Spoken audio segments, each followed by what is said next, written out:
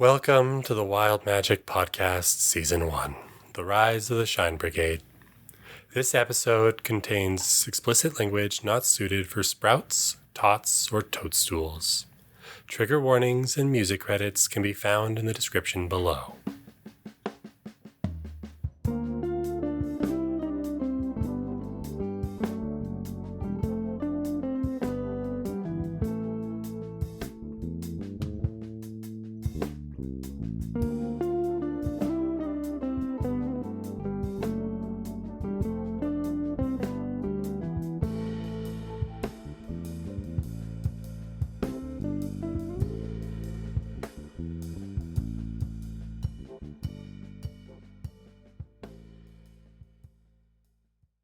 Welcome back, Shine Brigade. Well, parts of the Shine Brigade. Today, I'm actually only joined by two members of the Shine Brigade, and that is Delilah and Anise. We're running a little bit of a short table because I wanted to make sure that there is an element of surprise for the other party members that are going to be coming later in the night. Last time, you, the Shine Brigade, traveled to the dying planet of Cerulean, where you saw the conditions were vile and grim. The central gloom capacitors all corrupted, the people seemingly zombies in their own world. Recklin discovered that there is a secret underground counterforce to Counterfrown that you guys managed to meet up with. You encountered Griff's mom for a bit and learned a little bit about the void-touched individuals that were suffering from an affliction that caused them to seemingly become not themselves. With time for planning very low, you discussed some options with the leader of the resistance and decided that moving to the center where it all started, moving to the center where the gloom is situated, was your best chance at defeating Grandmaster Frown. You, the Shine Brigade, encountered a series of trials that were seemingly versions of the darker colors of the spectrum, blue and violet, but corrupted. And after making it through these trials and having them shake your very beings, you came across the Toymaker. The Toymaker pulled out a tablet and, fiddling around with it, seemed to do something that messed with the magic items that he had given you, the shine items that he had given you. Anise, being the bearer of the Sunflower Sword, did not have to make this save. She did not have a magic item. Delilah, with her disposition and a high roll, managed to save against the effect and maintain her magic item. You, the two remaining members of the Shine Brigade, that saved from this effect, see the rest of your party seem to collapse in on themselves. You see that their eyes sort of glaze over in this dark void. You see that they fall to their knees, their hands shaking, their very bodies seeming to lose control. The Toymaker stands in front of you. Griff, what are you doing? Oh, Delilah, that's annoying. Well, it's good to see you. After all this time. Were you behind the explosion at the Shine compound? Oh, yes, the very same. That was me. Why would you do it? Why would you kill all those people? Jill Sargosa, she died in that blast. It's hard to kill people that you care about, but sometimes you must make sacrifices for the greater good. He sort of gestures around him. Have you seen the state of Cerulean? Have you had a chance to see what's happened to this place? We have, and it's awful. Yes, well, it's been awful for a very long time. When the war started and famine broke out, my people, my family, slowly began to die and wither. When we were starving for food and we looked to the sky, do you know what we saw? We saw Daffodil, eclipsing our crops, killing our people. I grew sick of watching this happen, of watching this cycle, of fighting between us for resources that we didn't have, when Daffodil all along was taking it away from us. So, I acted. You blamed Daffodil for the famine that was here? What of the destruction on the surface right now? That the corruption that your master has wrought on the surface, wrought on your own people? That is just a temporary price to pay. Once the two planets are separated at last, we can start to rebuild Cerulean. We can rebuild it to what it once was. So you would doom an entire world just to bring Cerulean back? Daffodil was dooming Cerulean. I am simply turning it around. For what it's worth, I really did consider you my friends. Former Shine Brigade, too. You were the reason that they lost, weren't you? Yes, for a similar reason that you will now lose. I give you these devices, and when the time's right, I press a little button and you all go away.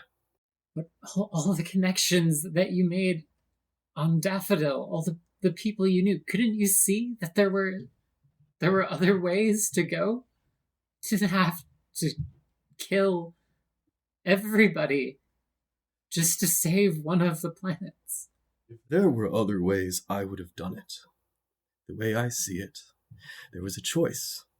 Daffodil or Cerulean. It's true that Daffodil is a world of abundance, but that's not the fault of any of the people living on Daffodil.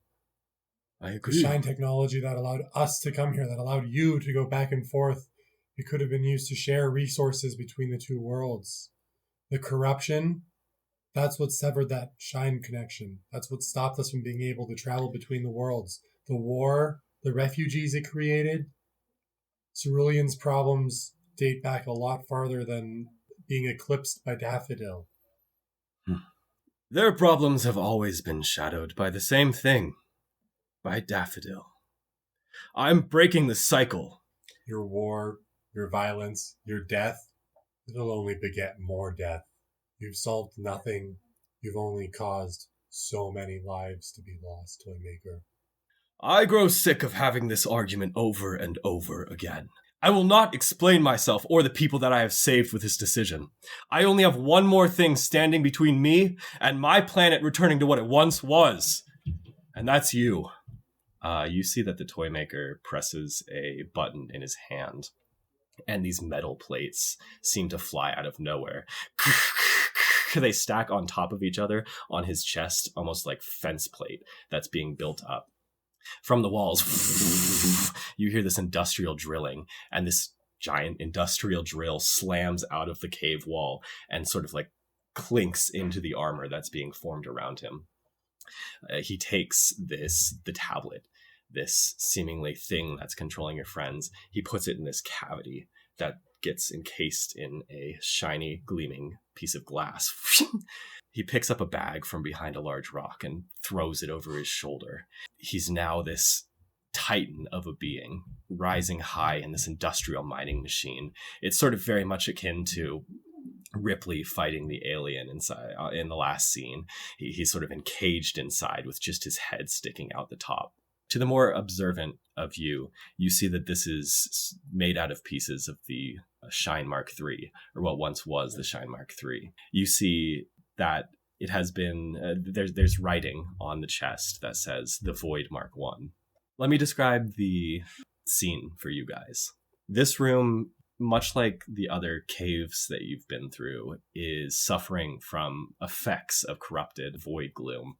You see that on the ceiling, there is the effects of cold. Icicles, sharp and extremely large, draping from the ceiling, almost like stalactites. Nice. To your left, you see a wall of indigo, horrible hallucinations that seem to drag along the wall, beasts and faces that pierce out and then sink back in. To your right, a wall of green. Once again, you see flashes of things that have happened here, sort of glimpses of light, of people being dragged in, of people losing their lives, of horrible, horrible deeds led by the Toymaker. Can I do one thing as the Toymaker's armor kind of like builds upon him? Yes. I'd like to make a medicine check on our friends. Go ahead. While you do that, there's one more thing. On the floor, there is the semblance of decay. It doesn't fill up the whole floor. There's places that you can walk. It's sort of like this fungal floor filled with mushrooms where places of it have been decayed and died out. Standing in front of you, sort of blocking much of the cave's height and width, is the Toymaker in this vehicle. And go ahead and make that medicine roll. I roll a 21 on the medicine check. A 21. Looking at your teammates, specifically at Griff, at Recklin, and at Michael, you get the sense that something that was latent inside, hidden inside of their magic items, maybe it was some sort of void, has seemingly like merged with them. and cause them to sort of lose themselves. You don't know what's happening to them, but you get the sense that the longer that it happens, the worse off they'll be. Okay? With that, I'd like everyone to roll initiative, please. 13 for Delilah. 13 for Delilah. 15 for Anise. 15 for Anise. Triple P got a 20. So the order will be Triple P, followed by Anise, then Delilah, and then up the rear. Wording. Following you guys up last but not least is going to be the toy maker. Triple P looks sort of stunned. He looks like taken aback. He looks like he doesn't really know exactly what to say. Triple P has known the toy maker a lot longer than either of you have, and the depth of the betrayal is very clear in his eyes. Even still, Triple P is going to say, form of green light. Haste. He's going to cast haste on you, Anise. Oh shit. You get the benefits of haste. Triple P is then going to fly backwards to get out of range of any possible attacks, because he knows the consequences of losing concentration. Okay. With that, Triple P's action is taken up. Anise, you're standing on a mushroom floor, standing before this giant beast of a titan. What would you like to do? The mushroom bits of the floor, are those the not decayed bits? Yes, it is a mix of decayed and not decayed that you kind of have to maneuver around a little bit to avoid, touching the decay, which in the past has been very bad. Yes. Making sure that my exhaustion step up, because I've got exhaustion from last time. Disadvantage on ability checks. Okay. Oh boy. Oh boy. Okay. Got the spots of decay on the floor in front of me. Green light, green corruption. To my right. Yes, to your right. Indigo to your left. Ice to the top. Ice on top. Okay. Phantoms to the left of me. Time to the right. Here I am. Stuck in the middle of gloom. Yeah. That's perfect. Just That's making a quick note for episode title. well done. Feeling the green light come over her from Pony Puffy Dance's surge of energy, Anise notices as the world seems to slow down in front of her. The light tinkle of the icicles hanging from the ceiling, the motion in the horrible indigo and green lights, just all slows in her perception. And having trained with this kind of thing before, she recognizes what's happened. She recognizes that she has speed on her side. So first things first, Anise is going to dart forward. She's going to try to take the initiative and make a strike before the toy maker can get acclimated in his mech suit. Immediately, she's going to run forward, picking her way across the decayed floor, sunflower sword in hand, and she is just going to run straight up to the toy maker in his back and give a hearty hack to see how robust this thing is. Okay, how heroic. Yeah, with the sunflower sword in hand, shink! It gleams with the light of shine. Go ahead and make your attack rolls. Alright, so first things first is...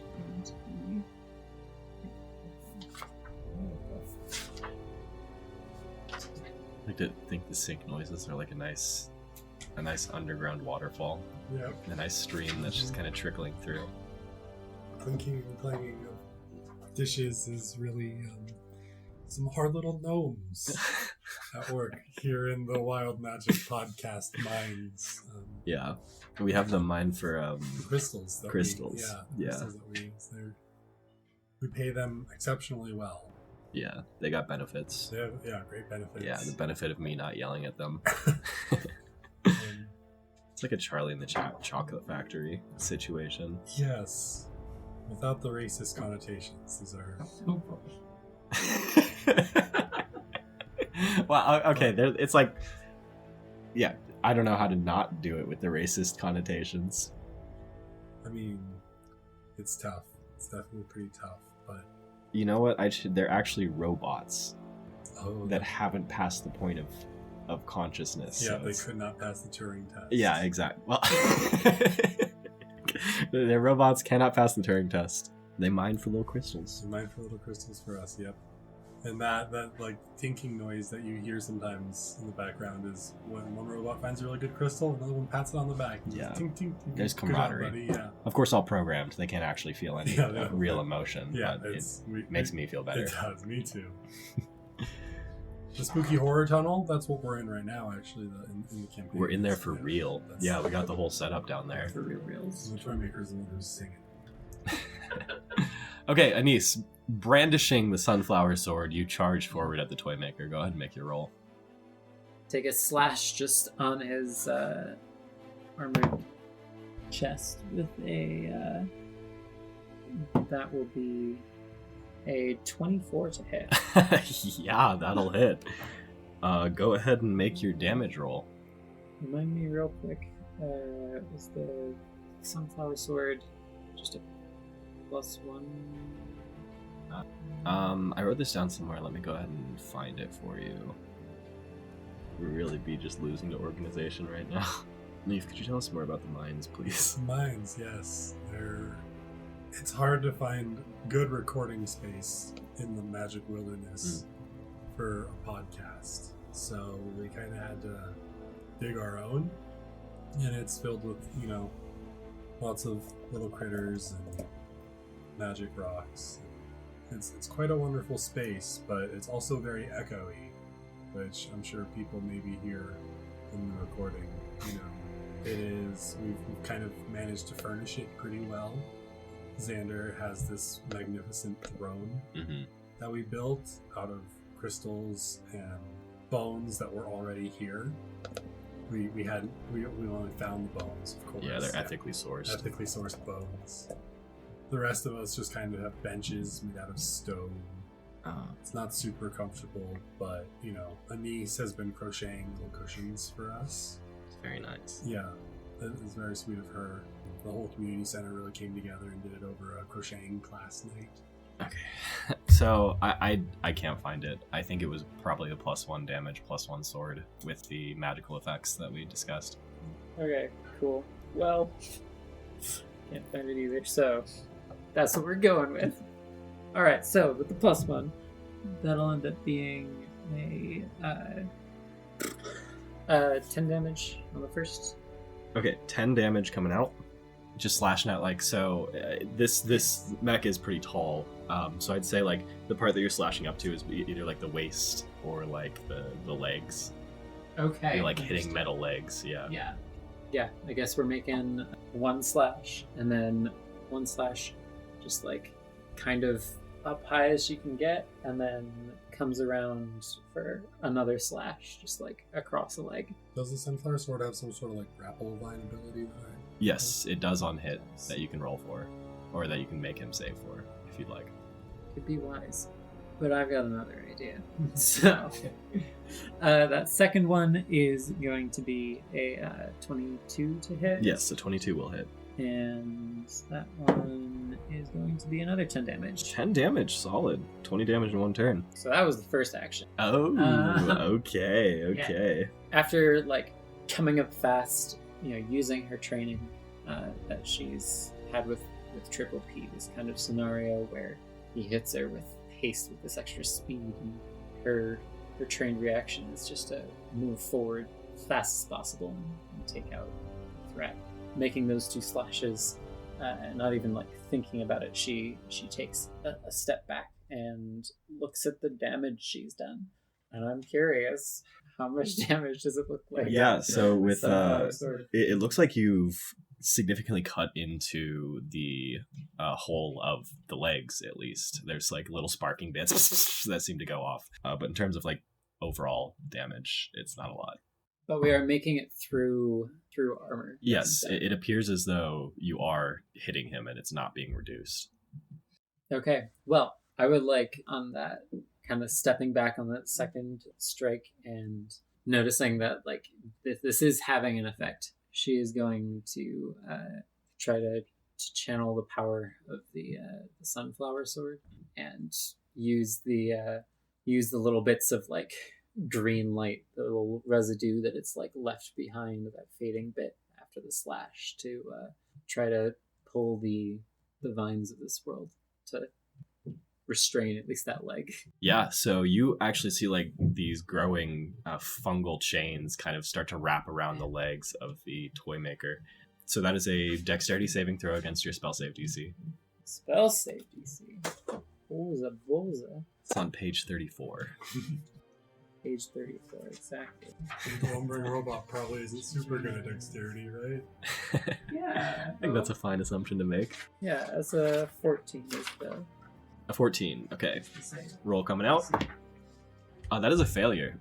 Ooh, nice. You see that the mushrooms wrap up and successfully grip the toy maker's mecha into the earth, sort of even dragging it down a little bit. The toy maker is grappled. Okay, and then he can try to break out of that during his turn. Yes. So, Anise, so him being like pulled down a little bit, does the where does that, I guess, bring this mech relative to? Oh, I'd say for the I'd say it's just like a little bit, and so you're still kind of standing at about the same area. So it has sunken a little bit in, but it's not to the point where like most of the mech is underground or anything. It's sort of just like a little indentation, and so you're at about the same height, if not just a little bit higher. Okay, she makes those slashes, sees him pulled down, and then yells up to the mech, "Come get the friends you left behind!" And she's going to spend the rest of her like this green-powered quick movement to move back across the decay field. Okay, so are you using disengage to do this? Well, what I would then like to do is hold an action to use the Sunflower Sword's grapple power when the toy maker comes forward to try to get us. I want to hold him in the corrupted gloom area. Oh, okay. So you want to sort of bait him into like bait him stepping in up. there, Okay, and so then hold my action to like do a grapple while he's in there. yes, I do love this. So are you using like the actual Sunflower Sword at the action, not the sort of thing that goes along with hitting? Because it has the two action, the mass grapple. So you're using mass grapple here. Yeah. Okay. Because I think that's the option I got. Okay, So, great. So you're yeah. having this come up as he like takes a step forward. You sort of disengage. You will take an attack of opportunity for that still. Yeah. So that's what you're holding your action for. That's sweet. Okay, so you see that the toy maker is grappled. You're holding your action in case the toy maker tries to charge after you guys. Yes. So Delilah, opportunity attack. Yes. You see that the toy maker sort of boots up this drill. It's going to make an attack against you with the drill. It comes down, the bit of it smashing down into your chest. You have a +2 to AC. Yes. That is going to be a 23 to hit. That will get through the AC. And you are going to take... She darts around but doesn't expect just how big this freaking drill is. You're going to take 11 points of piercing damage. Is this magical damage? It is not magical damage. Sick. Get to reduce that by 3. Nice. Heavy armor master feat. Oh, cool. Man, we're getting feet value. We're getting feet value. Just wait till we get our hands value. Boo. So off of that attack of opportunity, it's going to be your turn, Delilah. All right. So you said where Anise hit it, we were seeing like sparks kind of zip and zap. Yeah, just like semblances of mechanics seeming to get go haywire. Does a that little look bit. like light energy or void energy? That looks like void energy. The reason I'm asking, Delilah still has this power gauntlet that we got off of Chrysanthemum Dewdrop, Right. which the darkness suppressing ability of it could suppress light, Yes. but it would probably do nothing against void, right? I'll let you make a shine check for that, if you'd like. I would. This is what Delilah is thinking of with her brain. That is an 18. An 18. So you know that some of the Toymaker's tech is in fact powered by Shine that has been corrupted by Void. And while you don't think that you would perhaps take away all of the mechanics of it by using the gauntlet, you get the feeling that maybe you might take away some of the mechanical parts. Also, in general, seeing people using these artifacts in the past, you get a sense that it would be dangerous, but potentially very, very worthwhile. I love danger. Okay, my other question. Yes. So I know technically the rules say I can only cast one spell and a cantrip within a round. Yes. Does using the gauntlet count as casting a spell in that way, or is it more like a feature? It's more like a feature of the object. Cool. I wouldn't call that a spell. Sweet. So Yeah. I could cast that. I could use the gauntlet and cast my spiritual weapon in the same turn. Yes, I would say Great. that'd be fair. Cool. Great. First things first, then Delilah is going to sort of charge up her base with blue energy, pouring the sadness and the loss of Daffodil, everything the Toymaker has done to the people she knows, the people she loves, all for this like misguided sense of injustice that he's feeling. She channels all that in, casts spiritual weapon, and hurls her base straight at the Toymaker. Okay. That I'm rolling great tonight. That's a 26 versus 18. Yeah, a 26 will definitely hit. That is 10 radiant damage. Okay. 10 radiant damage coming down. And then the base flies back to Delilah's hand, and she finally takes out this power gauntlet, and she considers it. That was her bonus action. She considers the gauntlet as with her action. Like, there's been so many points where she thinks about using this. She thinks about Griffin's encounter with Tia Tumbleweed and how Delilah wanted to use it to turn off the cameras. Or other instances where she's thought maybe shutting off technology would be useful. But this is the one where she's going to try it. She slides the gauntlet on, nervous of what she may feel. And she points the gauntlet in a wicked grip towards the Toymaker as the gauntlet channels its void energy. So you activate the gauntlet, and similar to before, you see this sort of orb of void energy appear around the Toymaker. The first thing that happens is the emotions that you've been feeling, this sadness, this slight despair that you've felt seeing the state of the people here. You can't believe that this is what's happening here, and it manifests both horrible grief, all-encompassing grief, and also rage that you've never felt before in your entire life. These two emotions cloud your minds, allowing nothing else to pierce through except for those two things. With that in mind, you see that the Toymaker's drill seems to deactivate inside of this sphere of void. What would you like to do next? That was my action and my bonus action. I don't think Delilah really knows of a safe spot here within this cave. I think she's going to kind of look at the ceiling and try to pick a spot that has fewer stalactites. Right. Stalactites. Yes. And that's Delilah's turn. The Toymaker stuck inside of these vines is going to spend one of his actions to try to get out. So that's going to be another dexterity saving throw. He's going to fail. Oh, damn. So he does not get out of the vines. Frustrated at this drill hand not working, you see that the Toymaker sets his bag on the ground, this giant bag the size of a robot, sort of knocks it so that contents begin to spill out. I'm going to roll on my table to see what comes out of the bag. Oh, no. The first thing you see are these children dolls that are sort of walking towards you. You've seen these before. They're like the lead dolls in the past that used to mess adults up as kids, that like cause severe deficiencies later in life, that have been discontinued. And it seems the Toymaker has retrofitted them to be little horrible monsters. The one that comes out is going to charge towards you, Anise, and it is going to sort of grab onto your leg and just start biting. Does it make it across the decay field okay? It navigates around it. Okay. It seems to have some semblance of consciousness, or some semblance of intelligence, at least. And this is going to be an attack against you. That's going to be an 8. You see this thing kind of like bites onto you. Its teeth are like sharpened, its eyes sunken, its hair matted. It's like, Ugly Barbie from the Barbie movie. It's basically like one of those, except like laden with lead. It bites at your armor, doesn't seem to pierce through. One more toy is going to spill out of the little box, or the little bag of toys. That is going to be a 3. You see this little Chia Pet hedgehog spills out of the bag, and it's going to shoot spines at you. So that's going to be one more attack against you. Okay. That one is going to be an 18 versus your AC.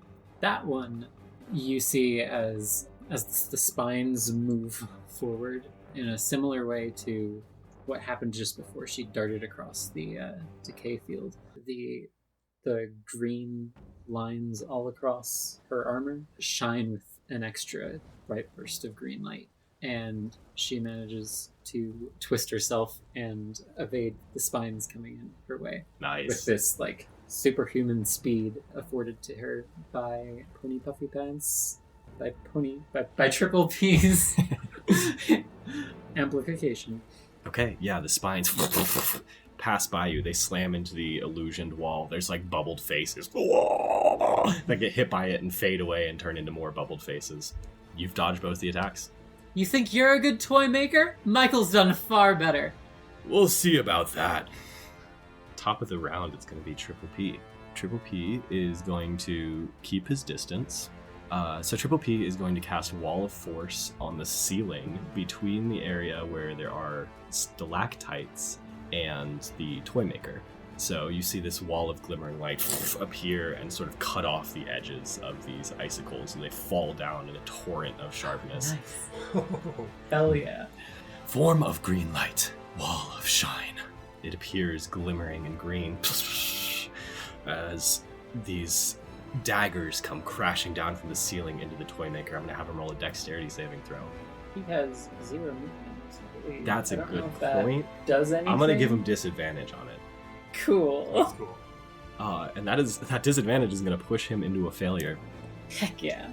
So with that in mind, I'm going to go ahead and roll damage for that. That is going to be 15 points of piercing damage on the toy maker.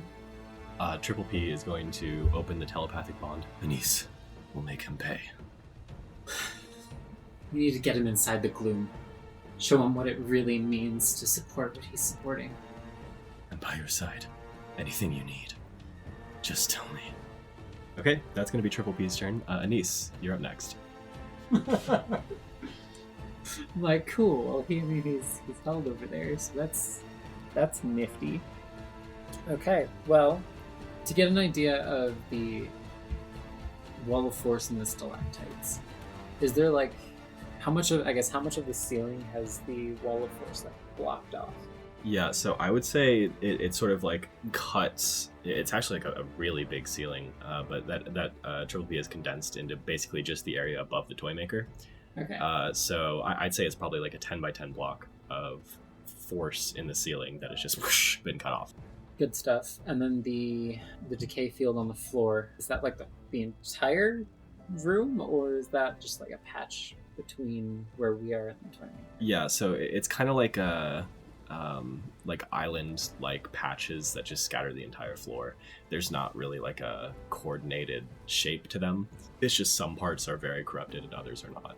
I'm going to take a step forward, and at this point, Anise is going to sheath the sunflower sword and pull from the shimmering shield made of green light that she holds in one hand. She's going to like pull from it, and forming from the light out of that is going to be this like green slender pole with sharp ends. And as she comes forward, she's going to call out to the toy maker, "Why don't you come forward and fight us yourself?" And she's going to throw a javelin in his direction. That is A so light. cool. Yeah. A time javelin. Time javelin. That's sweet. Go ahead and make a roll for attack. Green light times arrow. There we go. All right, cool. First one is going to be a mighty 8. An 8 does not hit, unfortunately. Fair enough. She's not so accustomed to using ranged things, but with 2 attacks, I should throw another one. She steps forward again, and this time pulls just another long javelin of light out of the green light fibers emanating from her shield. And she will take a toss again, but this time, she's stepped back a little bit. I think she's going to try to, I'll just say she's going to try to, like, aim it at that damaged leg. Okay. Yep, go ahead and make that roll. 'Cause baby, that's a nat 20. Nat 20? That's not getting 20, baby. Natural 20. Anise, steadying your aim, this time putting in concentration, this time knowing where you went wrong with the previous throw, you send your javelin flying true. Go ahead and roll with crit damage. Do the thing. Only got one spell slot, and it could be so much more cinematic, but when the hell am I going to get another nat 20? Let's be real. Is that a paladin nat 20? That's a paladin nat 20, baby! Throwing this and noticing that this time the javelin, the arrow of time, is flying true. She takes a deep breath in and channels some of the extra green light that Triple P has given her, and wills the vines around the toy maker's leg to kind of like untwine a bit to make space for the time javelin to come in and like strike true in the most critical spot. Okay. Even like twisting the leg into position for you. Oh, yes. Yeah, like Twisting the leg into sickening. position before coming back around and tightly twisting it the other way again. Ooh, okay. Go ahead and roll for that damage. That's sweet. And that is going to be her using a Divine Smite to add an extra 2d8, which is going to turn to 4d8. So we got some spicy stuff here. We'll start with d6s. What are our crit rolls again? Are they double dice or are they? I usually do double dice. Double dice. Okay. Just because rolling dice. I know. Yeah. Just Roll get the dice. a bunch of dice in your hands. That's so Such a good fun. feeling. It's what the book says. That's true. All right. You know what? You make a good point. I want more dice, baby. Let's go. Only 2 party members versus the toy maker, not a problem. Anise is a paladin. She's got the whole party on her back.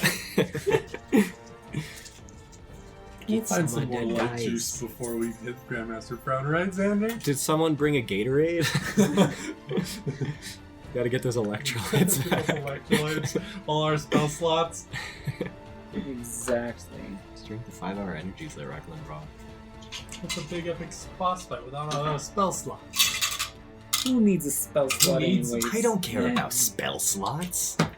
Alright, we got a mighty little 31 points of damage. Oh, 31 points of damage. As you cast your spell, or as you throw your spear, you see that it flies through the air, glimmering green light shining behind it. A sort of cinematic moment as it spins and spins. The growing vines twist the leg into place where mechanics are exposed. It slams into it, sending waves of void sparks out of it. And then one more sickening as the leg twists unnaturally to a position that cannot be used. It snaps off entirely, actually, at the joint. Yeah. You see that the toy maker's machine seems to have some serious damage. 33 damage. So is he still like standing on the amalgamated leg? Or So the toy maker is, it's kind of like a thing where like it's been twisted off and it's clearly not used, but he's kind of using it as leverage still because it's still like standing up. Just gonna call out again, trying to goad him further. So is that big metal suit of yours worth anything? Oh, if only you knew how little this fight mattered in the grand scheme of things. It'll at least bring us satisfaction to see you put down.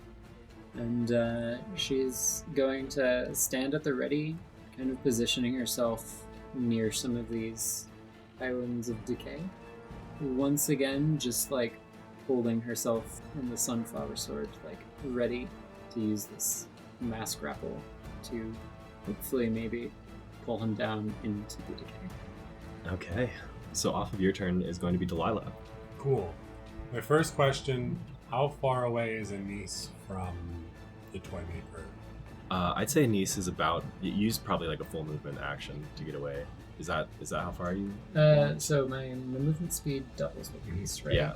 So yeah, I mean, I imagine like I went Like went in and then like booked one it in out. and then one out. Yeah. And then but she's taken a few steps forward, like in more into like a denser part of the decay field. Not 10 feet. No, not 10 feet. Right. Actually, not 20 feet even. Yeah, because Wither and Bloom is a 10-foot radius. Right. So I'm just Yeah. like trying to see if you can also benefit from the healing of this. It's okay though. So first thing that happens is Delilah is full of rage. The last time she screamed this loud was a couple of years ago when she was in the audience of the Dumpster Warehouse at just one of the greatest concerts to ever rock the dumpster. Mm-hmm. But, and I mean, she was deep in the mosh pit, elbows flying every direction. Delilah's throwing back as good as she's getting. Comes out of that and needed to get several stitches at the ER. And she would have done it all again. But not here. Not in this place. As Delilah screams from the depths of her soul, her personal amplifier that's attached to her base reverberates with this gruesome echo. And the toy maker needs to make a DC 15 Constitution saving throw. 15 Constitution? As Okay. the personal amplifier. That is going to be a 20. Okay. He's going to take half damage. Non-magical vegetation in a 20-foot radius and a 10-foot radius around the spiritual weapon also withers. So the toy maker is looking at 7 divided by 2, so 3 Okay. necrotic damage. Okay, just want to make sure this might break the grapple if it's like right next to him, because the plants are what's grappling. Oh, they're not magical because they're animated? No, they're... So the green light that Anise used accelerated their growth to do that, and kind of like manipulates them a little bit, but the plants themselves are not magical. It's Anise's worth magic. it for 3 damage? I mean, I think so.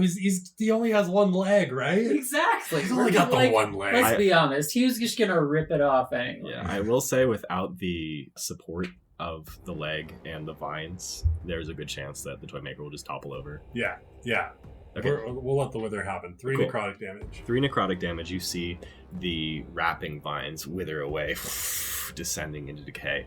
The leg kind of topples over. The toy maker is going to make a dexterity saving throw here. A disadvantage. Going to fail. You see the toy maker sort of topples over.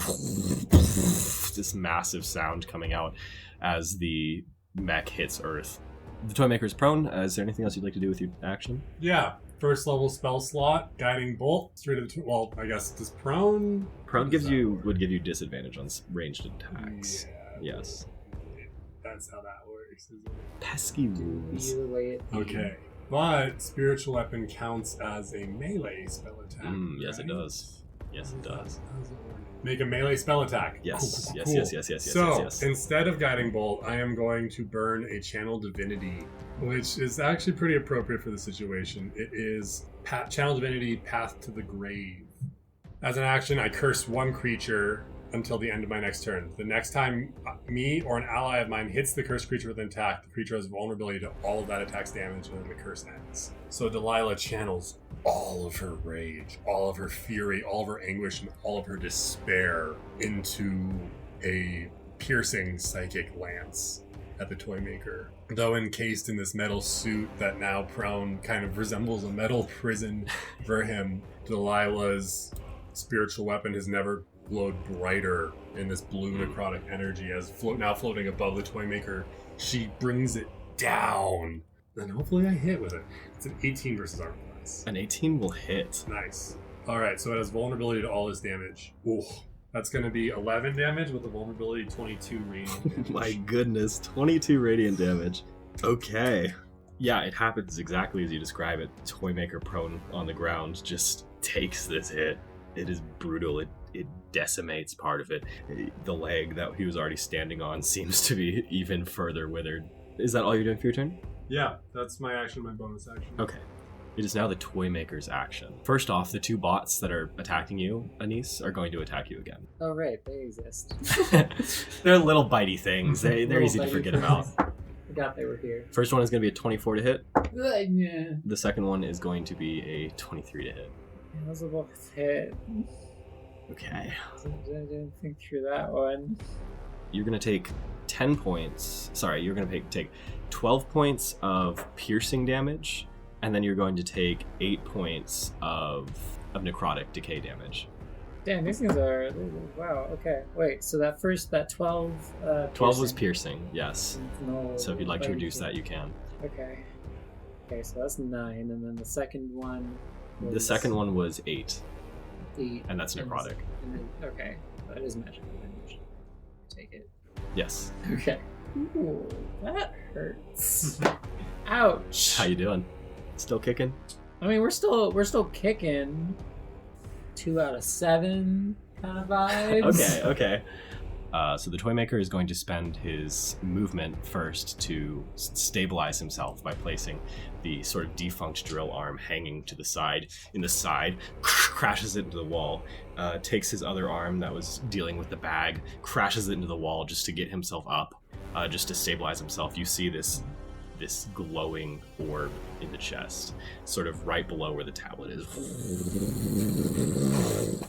You see a horrible mass of void and red energy flash forward, sending a plume of flame through the cave. I need both of you to make dexterity saving throws because you're both in the path for this. Okay. How close am I to a niece? I'd say that by now you're actually pretty close to a niece. And is this considered a magical effect? Yes. Great, I have advantage on saving throws against spells. And the haste gives me what on dex saving throws? The Advantage. haste gives you advantage on Advantage dexterity on saving dexterity. throws. Haste! Nice! And it's a +3 from you, niece? Yeah, you get an additional +3. 23 for Delilah. That'll be a 15 for Denise. No, not 15. 17. A 17 for a niece. Okay, so you actually both save against this effect. You both manage to sort of duck a little bit out of the way of this giant ball of flame that comes shooting down the hallway. Unfortunately, all your friends are going to take this damage in full. Oh no. But I imagine instead for Delilah, she just like a raw shield of like decay. She like decays the beam right in front of her. Yeah, that's sweet. Pure anger, pure fury. So it was 22 points of fire damage, reduced to 11 for both of you. Let me take a note of that. 2. I think that kills at least 2 of the people on the ground right now. You guys did take a short rest before this. That's true. So Yeah. people do have HP though. That's we do have probably not HP, great. but it's not good. Yeah. I had 10 HP still. Okay, so also at the bottom of the round, you see the tablet inside of the Toymaker's mecha suit seems to have gained some sort of effect. You're not sure what it is, you're not sure what it does, but you see pained expressions from your unconscious allies laying on the floor. The glass around it has this one crack that's going down the center. It is now going to be Triple P's turn. Are the toys Yeah, they just blew up. evaporated? Oh, Nice. They're gone. Okay. They're gone. Cool. Definitely weaker than Michael's stuff. Actually, so sorry. The Toymaker has one more action. So with his final action, the Toymaker is going to kick at the bag that's lying on the floor, now covered in scorch marks, and 2 more bots are going to come out of it and attack you, Anise. I'm going to roll on my table to see which bots come out. How does he even kick?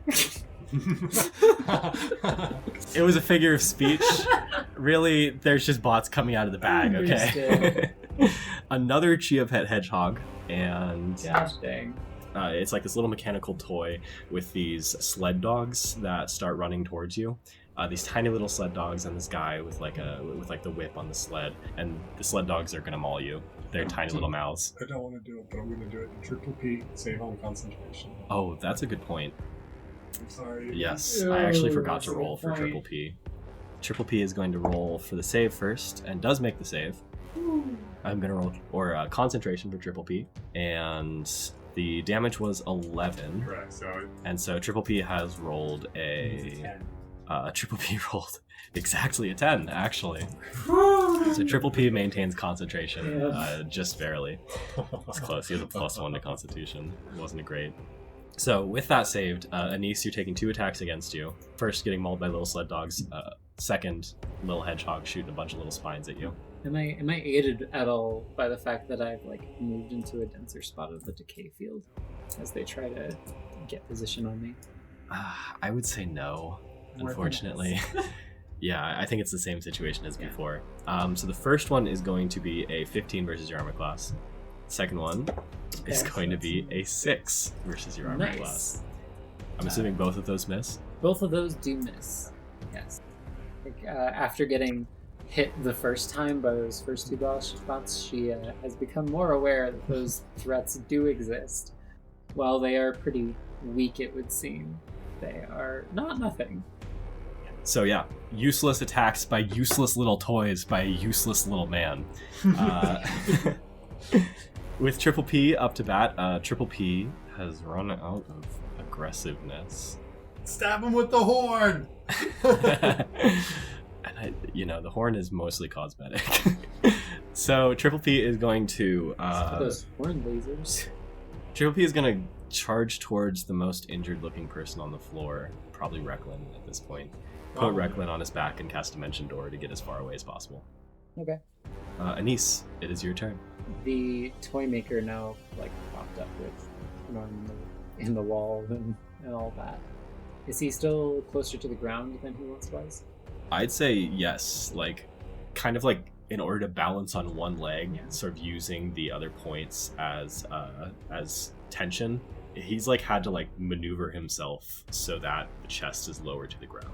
Is it possible that this might be able to reach the glass containing the tablet? I'd say yes. You could climb up the mech a little bit to get there. It wouldn't be super easy, but it's not so hard.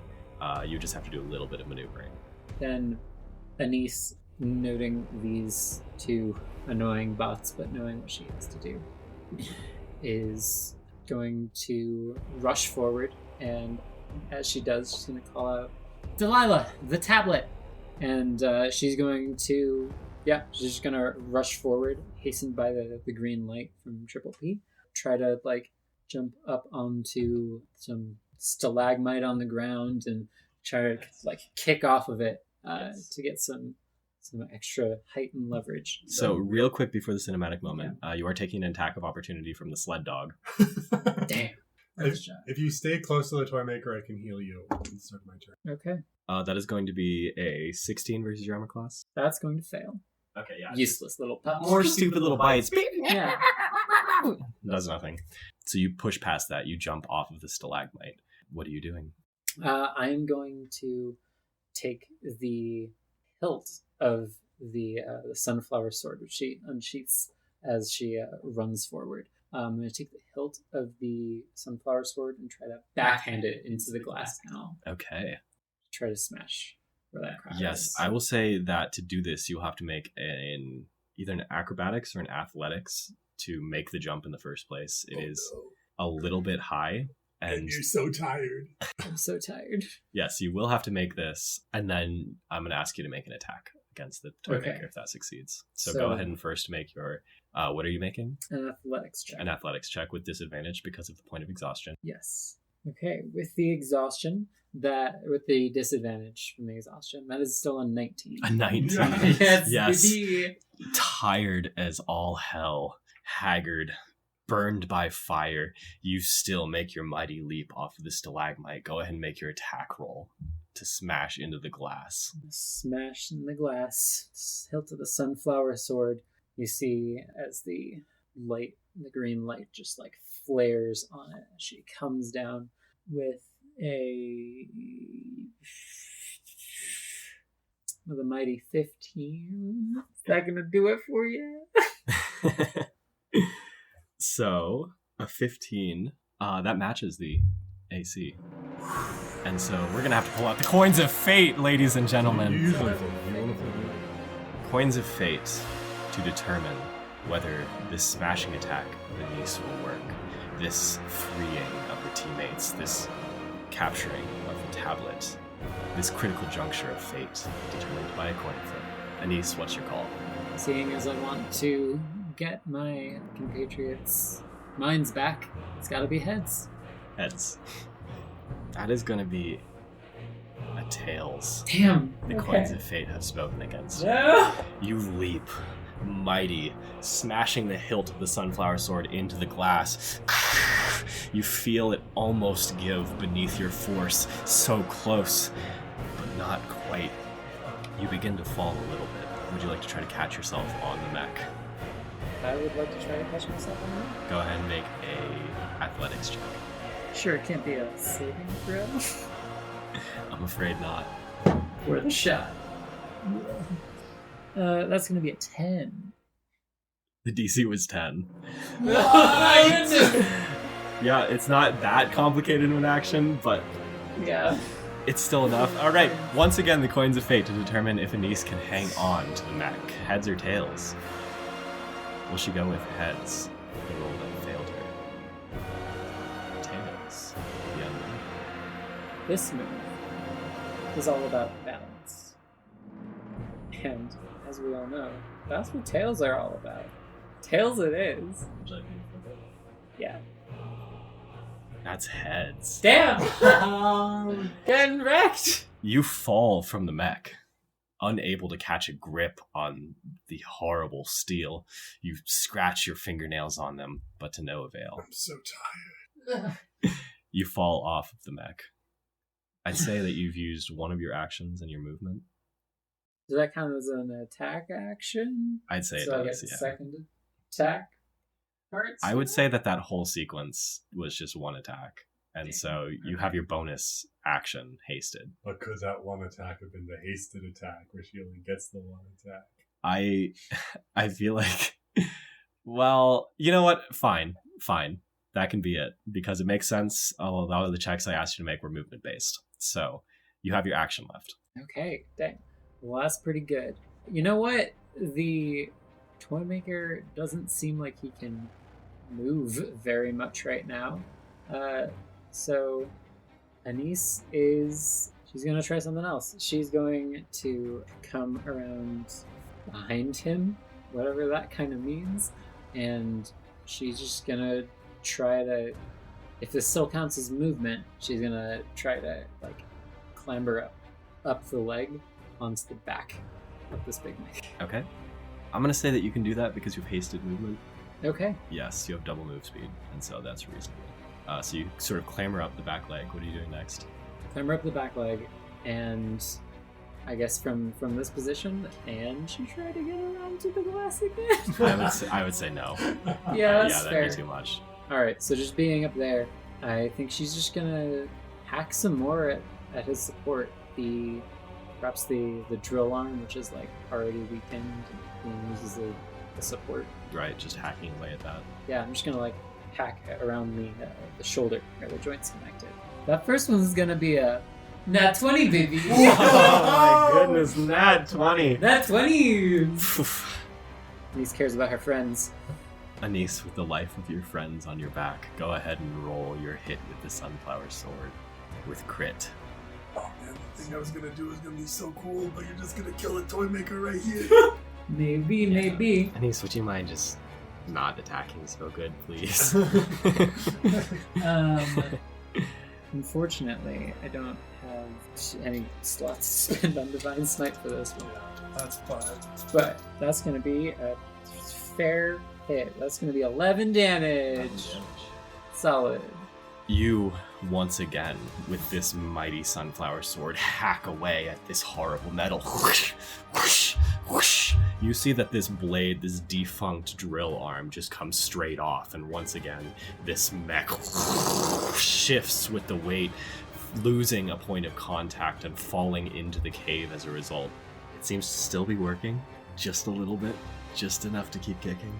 I think as it like shifts using that was like the full attack action. She has 2 attacks. Yes. As it shifts and tumbles away from this now detached drill arm, Anise just like twists the sword over in both hands and plunges it into the side of the mech to try to, honestly, mostly just to try to give herself like some stability on this thing as it topples over.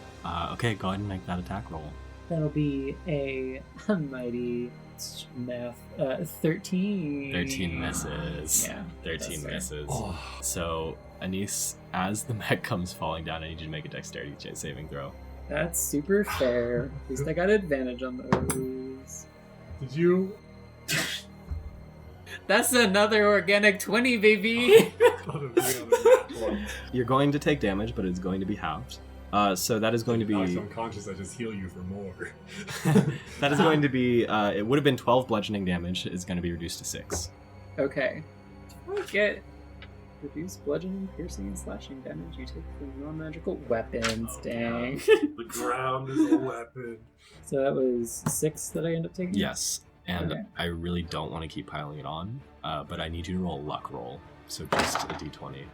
Yeah, that's fair. I see where this is going. That's a 10.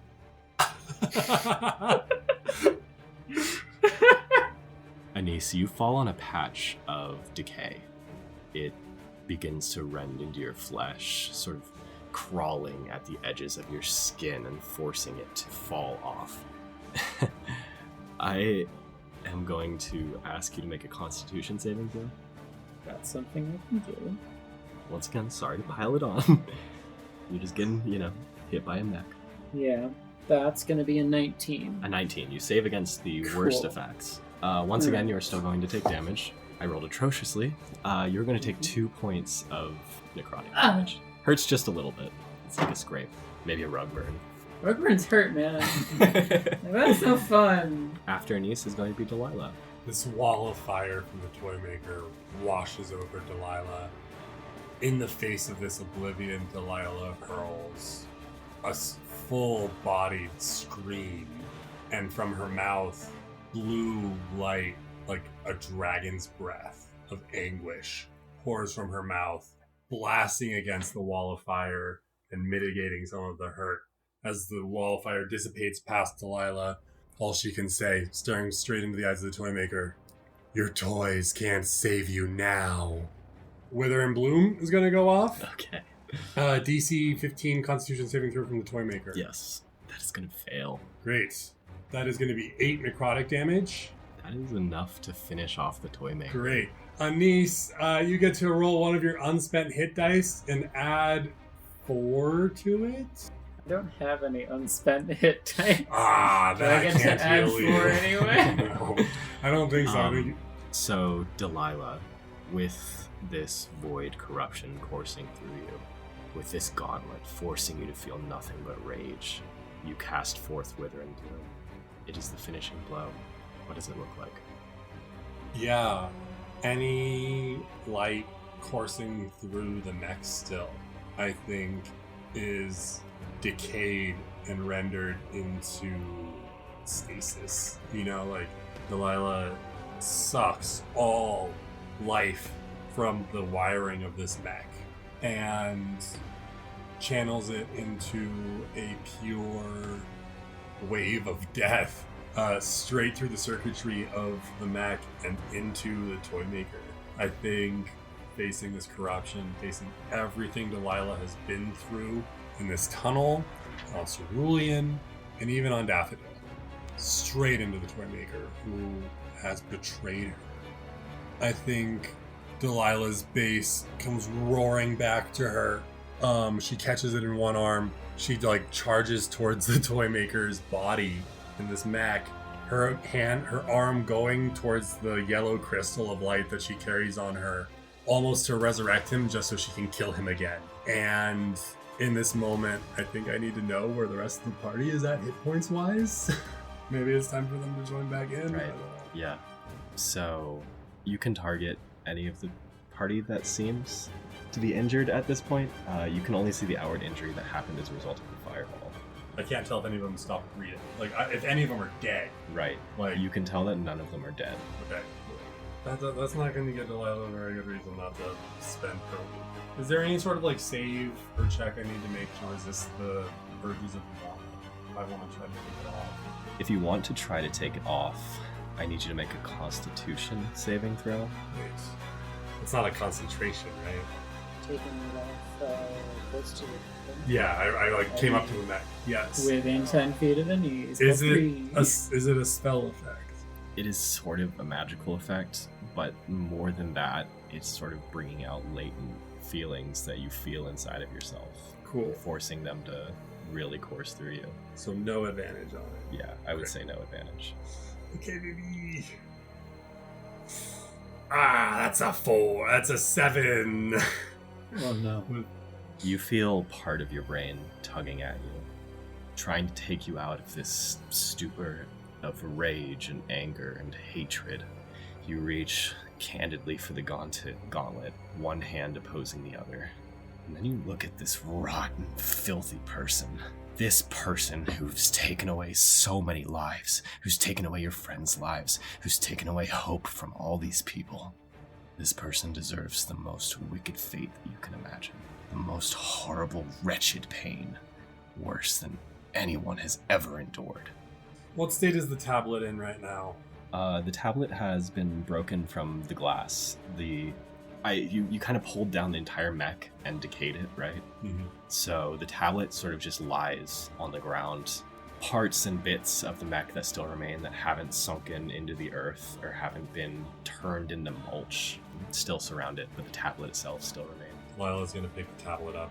What does it say on it? On its screen, you see that it has 4 dots on it. The one of them has been turned off, and the other ones are pure black. What happens if I touch one of the black dots? Nothing happens. So there doesn't seem to be any way to turn off the thing that everyone else is experiencing. I'll let you make a really difficult check for it. A really difficult check. Yes, because this is technology you're not familiar with. If you have proficiency, really difficult checks. And so I'll let you make any check that you might think is appropriate to discern how the technology works. So something. Yeah, I'd try to make a case for sleight of hand. It's kind of a weak case. I don't think I would allow that, I'm afraid. Yeah, I'll roll. My shine check and my investigation check are the same, so I'm just kind of consider it. Yeah, go ahead and roll. That's a 12, so that's probably not going to do it. A 12. In your rage-based state, it's difficult to think about anything except for the hate that you feel. Yeah. All right. That's what Delilah was going to do with it after she turned the tablet off anyways. So she's just going to take it, both hands, and just smash it against the toy maker's body. Just smash it, smash it, smash it, smash it. Anise, you see this tablet connect with flesh and back up again, each time bringing a fresh trail of bone and sinew. Lashing until a wicked snap. You see that the tablet falls in pieces between gore onto the floor. And that's where we're going to bring in the other party. Welcome back. We are now joined by the 3 table members that were not here for the first half of the session. So a warm welcome to Michael, Recklin, and Griff. I don't want to be here. Yeah, the future listeners, I envy the future listeners who know what's happening. Because I don't like it. Yes, they have been given no context as to what happened with the other 2 party members. All of that information is obfuscated. So, with that in mind, Recklin, Michael, Griff, you had this moment where you saw the toy maker emerge and he pulled out this tablet and these glowing orbs appeared. And then your magic items, the things that the toy maker gave to you, entrusted with you to save the world, seem to react in a horrible way. Almost like a parasite slithering beneath your skin and into your bones. You feel this void seem to come from the magic item and into your very being. There's darkness. Nothing but darkness. Infinite, stretching, terrible darkness in all directions. It's disorienting. You don't know what you are. You maybe remember where you were, but how did you get here? But it's not all dark. There's something here. It's dark, and it's massive, and it's undulating, and it's there. It's this ichor. It's this goo in the center of your vision that you now know is there in this darkness. Everything is dark, but somehow you know it's there. You feel around, and you feel each other. Griff, Michael, Recklin, all 3 of you seem to be sharing the same vision, dream, whatever this is. All 3 of you are in this infinite realm of darkness and nothingness. Can I tell how far away they are from me? The way that you found them was by feeling around. And so I'll just reach out and kind of take both of their hands. Griff, is that you? Michael? Recklin? Yeah, it's Recklin. I don't know what that was that what's going on, but Is this real? don't know. I think so. Did we transport somewhere? Or is it a vision? I think, if I had to guess, I think we were taken over by the gloom. Like, imagine this is what all those people before us that we saw that were in such a bad state. Imagine this is what they're going through. Oh. So what, we're just stuck here? We just have to wait until our bodies come back? There's gotta be something we can do. What is that presence? Can't see anything from here. The darkness. There's something to it. Can I roll an investigation check on the Icarus goo? Yes, go ahead. Can I give him help action? No, you actually can't in this situation. It's not good, guys. Fine. I got a 9. This pulsating mass, this horrible ichor, what else could it be except for the void itself? I think this is the void. Every artifact that we've found, every person we've seen, I thought it was all just something else, but it's all the same. It's just one entity. Like the shine or the gloom, or maybe it's something else, I don't know, but it's here. Well then, I mean, okay, then it's here and it's one thing. Okay, I think this is a good thing, huh? Just go find it and punch it. It's right there. We got it in its stupid little gloom prison. I think this is a good thing, huh? Ha! You thought I'd despair, you little motherfucker. But no! You ain't getting me like that. You ain't getting any of us like that, no. Let's go find it and punch it in its stupid little gloom little void face. I don't know where it is and it's in my mind, but I'll punch my head. I don't care. I think Griff has been holding on to Reckless' arms as he's like swinging them around in the air and just kind of brings it back down to his side. So, do we just go punch it or blast it or kick it? I think maybe blast is Blast the way we is should all- go yeah. first. I don't think we should touch this, whatever it is. I don't know. It's already gotten us. What is it gonna get us more? for that now, Michael? Yeah. I just, I'm not going to be the first one to do it. That's all I'm saying. That's fine, I'll do it. Okay. We're already in ultimate despair anyway. I guess we'll find it. I don't actually know what direction is what. And I feels like if it makes any sense, my thoughts don't taste right. Like I can start to taste them, and it feels like I'm not thinking good, and it's probably in me. But like, I'm gonna find it wherever this is, and we'll punch it. So let's try to find it. Let's try to find it, Recklin. Yeah. Oh, I need you to take a deep breath before we go try to find it. Okay. I'll try to find it and punch it. Okay. Deep breath in a body that I'm not sure is corporeal. So you three walk forward, trying to make your way through this infinite landscape. You see this movement briefly sometimes. It catches your vision and you walk towards it, but it seems to evade you.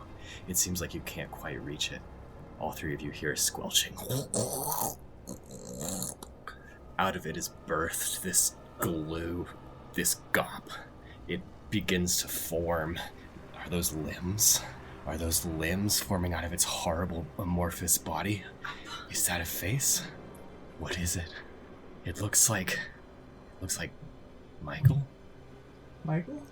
Michael, I'm sorry. I'm going to have to punch it. And I just try to punch it, if possible. I don't know if I have a corporeal form in which to do so. Go ahead and make an attack against Goop Michael. I think Michael is even Get responding to you. I think he's just shocked staring at this mirror image of himself. We all got different stress mechanisms. Monster. Recommend punches. Recommend punches. Recommend You versus isolate the Lighter poison. greens. It's Yeah, fine. I got freeze. And this is just an unarmed. And then we got flight. straight up an unarmed I attack. think that fits pretty well. It's like it's just I don't have proficiency, but it's strength. Yeah, it's strength. Okay. God. been so long since I've just done a fucking like an unarmed attack like this. Who am I? I'm a caster. I don't. I got a 5, so I didn't get it anyway. I know I was we're in so hard. I rolled a 2. like that strength was gonna save me. You go for the punch. It just seems to like, and then reform, dodging it completely. It looks so much like you, Michael. The thing that bothers you isn't the weird shapes and the limbs that aren't quite right. It's the eyes. Why do they have whites? And why are the pupils black? So impossibly black. They stare into you, a reflection of yourself. It's gonna speak to you. And it sounds a little weird because, it's like a void thing. It doesn't exactly sound like Michael. That's your excuse? I was kind of hoping it would sound like one of Michael's little creatures. Well, hey there. Wow, you sure are trapped in the incorporeal realm of void, aren't you? No, please. Did it ever occur to you how much your father messed you up? Did it ever occur to you that you would mess your kids up in the same way? It's funny, Michael. You were better off laying around doing nothing. At least then you didn't have the opportunity to mess your kids up. At least then you weren't such a nuisance to this world. At least then you were worth something to the worms. What do you know about me? Michael. I am you. You see another mass forms out of the mother goop, out of this central moving figure, and it forms once again into a likeness of Griff. It's gonna face you. It sounds a little weird because it's, likeness. Yeah, void stuff. Once again, just really want to clarify here. Hi, Griff. We didn't...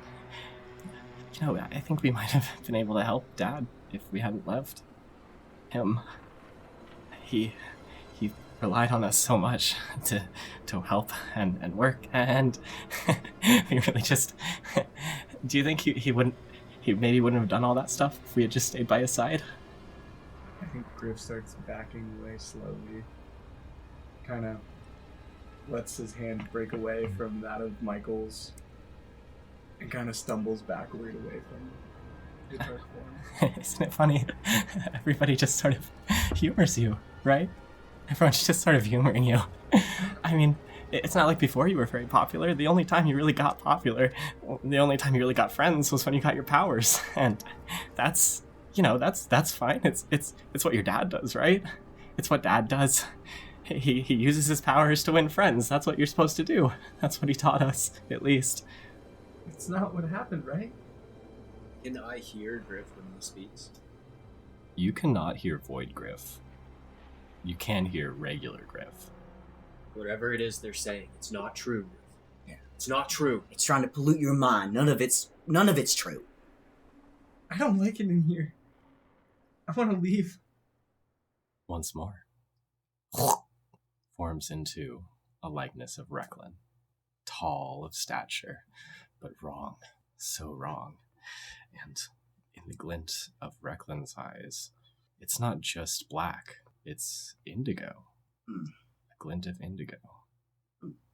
Oh, boy. No. Oh, dude. Oh, yeah.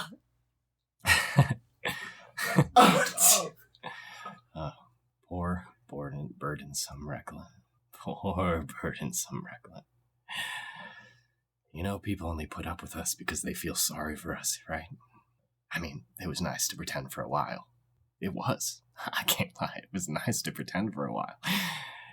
That, we aren't a loser. That we aren't stupid. Too stupid to even make a sandwich right. Too stupid to even make a sandwich right. Poor, washed up, drug-addled Recklin. Stealing from your friends. From your mama. Stealing from your mama, the only one who ever supported you, and you let her down. Didn't you? Bryn gave you that nice and fancy certificate, but you never did pass that test, did you? You never did pass that test, and you like to tout yourself around as an HVAC repairman, but what are you really? An idiot with a certificate. Isn't that true? Because face it, we'll always be the same person. We don't change. We just like to put them in act. Shut up. Shut up. Shut up.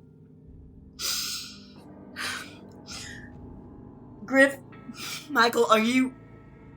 We're here. Griff, what do we do? Griff looks at Recklin. Griff's never seen Recklin shaking like this. Yeah, normally Recklin tries to, he has you wouldn't notice it, I guess, but if you could perceive what his, posture would be, normally he really tries to keep himself rather composed, and, it's just none of it, what are you supposed to, are they saying things to you too? Are they trying to mess up your head, filling it with stuff? I think they already did mess up my head. There's gotta be something we're missing here. We're never gonna get out. But our friends are out there. Fuck. Excuse me. I'm not allowed to cuss. It's a freaking PG-13 podcast. Drat.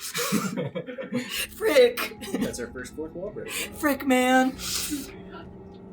Our friends are out there, and here we are just falling for this stupid crap. We could be the ones killing them right now. Controlled by the void. I want to lock eyes with Void Michael and approach. Okay, you lock eyes with Void Michael. As I approach, do they continue to move away as they did before, or do they stay where they are? They stay where they are. It's sort of this distant stare that never falters, never blinks. As Michael takes a few steps towards this thing,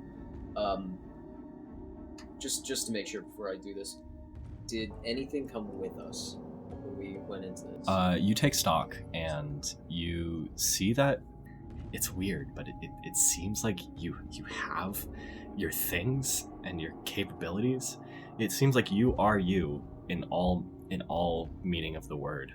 You have everything that you had. You have all the abilities that you had. You just are stuck in this place.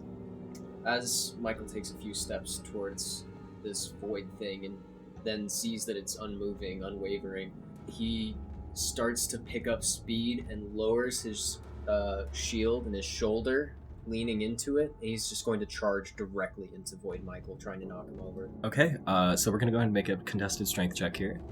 I know how strong he is, guys. He's not very strong. He hasn't hit the gym in years. He hasn't been a pro in 30 years. Yeah, it was cocked. I think I was cocked. I agree, it cocked. That was very cocked. It was outside of the dice tray. Not even letting that work. That 3 was very cocked. That is a 7 straight. A 7. What is your strength score? 10 plus 0. So you lose against Shadow Michael. You sort of dart forward, slam into it. Shadow Michael is going to place, as you do this, you see that the shield gets imbued inside of the goop, and it's sort of wraps around it. Void Michael places a hand on your hand, and you feel void energy sort of course up your fingertips. So I'm going to need everyone to roll initiative. Okay. Be real sad if I lose that shield. Okay, initiative going in the circle, starting with you, Griff. 12. Griff got a 12. Michael got a 17.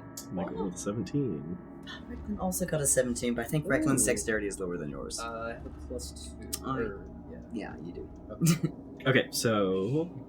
And sorry, the other things that I wanted to see if they came in here, I'm assuming they did, is Hank and the infusion that I had.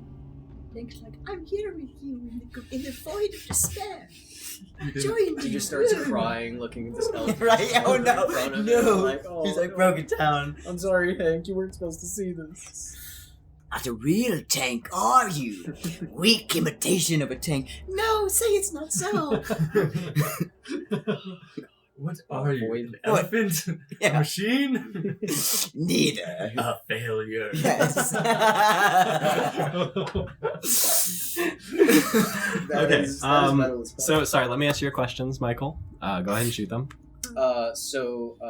Did Hank come with me, and did my Eldritch flamethrower thing came? Yes, you have both of them. Both of them. Yes. Okay.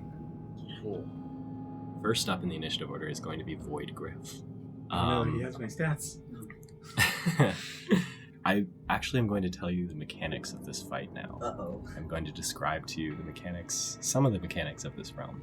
Your fellow party members just engaged in a fight, and while I'm not going to disclose the details of the fight, the length of their fight will determine how long you have to spend inside of this realm. Oh no. Oh no. No.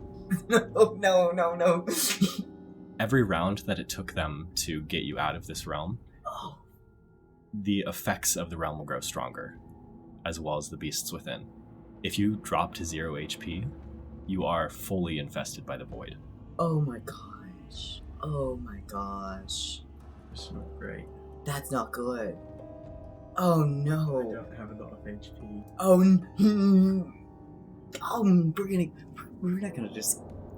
we're not gonna succumb to despair. No, it's fine. I'm feeling pretty. I think these guys get it done really quickly. I believe 2 rounds tops. Wait, that was a good laugh. Like, I agree with you. Kind Yeah. of laugh, right? Like they just there was a really effective use of spiritual weapon, and it was good. Oh, So, God. with We're doomed. Void Griff going first, Void Griff, you see, sort of creates this bow, and it looks like it has like the same mechanics, but it's just wrong. It's not layered with technology. It's just goop that's formed to be a horrible version of your bow. Is gonna pull back on it and fire at you, Griff. Gonna go ahead and roll for that. It's a natural 20. What the heck, Void Griff? At least he didn't use the sharpshooter feat. Oh You no. forgot about that one, didn't you, boy? Very in character. Loser. What a nerd. Oh my god, nat 20's not good. No, that's a bad omen right there. We'll see how it goes, guys. So you're gonna take 16 points of Dude, no, void don't make the damage. face how much you have. I still got 20. Okay. Did the temp HP people had before they were voided? No, They don't keep that. Okay. no, unfortunately not. Void Michael is gonna take an attack against Michael. You see that Void Michael pulls out a little version of Hank the Tank. Hello, Mr. Brown. You wanna play? It's just so wrong. Sets it on the ground. It's going to make an attack against you. That is going to be a 16 versus your armor class. Is my shield protecting me as it's being absorbed by the void? I'm gonna say no. Then that's a hit. Yeah, unfortunately not. That's so lame. I told you I was gonna be real sad if I lost that shield. You guys got us. You guys got us. 2 rounds max, I know it. We're out. Michael Damn, Brown, you're going to take 10 points of void damage. Watches all of my spell slots go towards shield. Michael. Oh, it's my turn. Yes, you're up first. Thank goodness. Okay. Am I currently grappled by the void? No, it's sort of just like taken your shield and like started to like absorb it as part of itself. Okay. I will disengage, removing my arm from the shield, and back up to join my comrades. Bonus action will be my... I don't remember when I cast it last time. That's the temp HP infusion bubble. That version of the flamethrower. He's going to go ahead and give people temp HP. 3 temp HP for anyone within 10 feet. I think Michael just turns and looks at Griff and at Reckland and says, "Look, I don't know how we're going to survive this, but we just got to stick by each other. I can keep you guys up. We can do this together, right?" Of course. We're still the dang Shine Brigade, aren't we? Okay. We'll see you after this. After that is going to be Reckland. It has no tactical need. I don't need to do it tactically, but I need to do it for me. I'm going to cast Fireball. I'm going to just cast made it Fireball up. centered on as if I could get the other guys in it. That's the freaking cherry on the cake, but I cast it at little Void Recklin. Okay. Make sure he's in that. So I would say that you can maneuver it to hit all three of them for this reason. One of them has charged up and attacked, or been charged by Michael, rather. Another shot an arrow at Griff, and the other has not acted yet. And so they sort of like stood in front of you, which is why I imagine you could sort of place it such that you could hit three of them and not hit Michael, just barely. Yeah, so with that, I think just Recklin's just, this ain't the first time I've seen your face. Me. You think I ain't seen you in the mirror every time I call my mom? I think about you a lot. I think about you all the time, about what you are, who I was, who I am. You think me thinking bad about myself is gonna stop me from protecting my friends? We're too delusional for that. And I cast Fireball. Fireball coming on down. Need them all to make Dex saves, please. Okay, Dex saves. First one is going to succeed. I'm putting that as Void Michael. Second one is going to be Void Griff. Going to fail. Third one is going to be Void Recklin.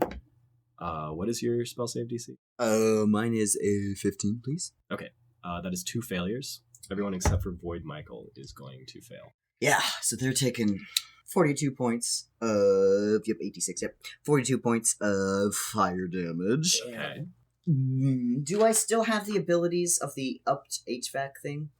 No. Okay. No, I'm sorry. I had to ask. It's fun to ask. But yeah, and then half that's 21 points. 21. So 14, 21. Okay. As you send this fireball out, it erupts. You see Void Griff and you see Void Recklin sort of melt into this goo. It's like seeing yourself die. It's kind of uncanny. Is this good for us? Us dying? I don't know. It looks pretty cool, though. Okay. How did Hank do and all that? Evil Hank. Did he get hit? Evil Hank did get hit, but he's more a part of like the goop. It's kind of like one continuous being, and so I'm the DM. I don't have to play by the rules. I am playing by the rules. Mind you, I have rules back here that I am abiding by.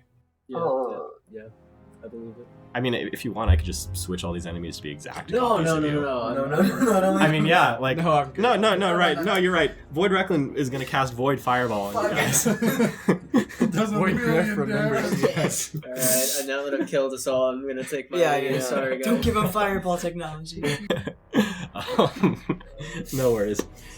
So that is going to be Griff. It is your turn. I feel like all of this just happens so fast. Like, they're talking to us, he stumbles back, Michael rushes in, the bow's drawn, Griff is just stunned, the arrow hits him in the chest, the pain just flashes through him, and the heat of the fireball just like washes back over him, and I think that like pain gives him something to focus on, something other than the whispers that he heard in the Indigo tunnel, or the things that the void creature said to him, and he just for a moment, there's just this arc of indigo that flashes all around him and just centers on this arrowhead as the void in it just kind of clashes with his natural light, and all of his focus goes to that pain, and he pulls the arrowhead out of his chest, and I don't know if it's like a wound hole or if it's just like attached to his body, like this goo is just seeping into him, but I think I'm gonna just throw that on the ground. Focus, and the indigo light gets stronger and stronger and stronger as he focuses, and I am going to draw my bow and fire an arrow at Void Michael. Okay. You fire an arrow at Void Michael. Go ahead and roll the hit. I'm going to use the sharpshooter feat on this. Okay. That is going to be an 11. That will not hit. Okay, I'll take my second attack. Okay. I think I pull that back, and it's just, the first shot's not quite right. I haven't quite come back into myself. I take a breath. Okay. And I draw the string again. I hear my mentor's voice. echo through my head, and it's like he's right there with me as I draw this bowstring back. And I take a deep breath out as I release, and that one is going to be a natural 20.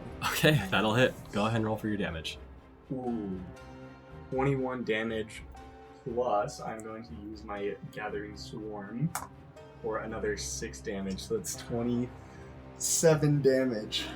The arrow is just kind of released on the outbred. It just like flies straight for him, and then I think it breaks apart into a bunch of different smaller indigo arrows that just kind of like pierce through this goop, putting holes in it and holes in it and holes in it until it's just like more air than blackness, and the blackness just kind of dissolves and falls away back into the ground. It, disappears into a puddle of goo. Top of the round, you see the mass in the center move once more.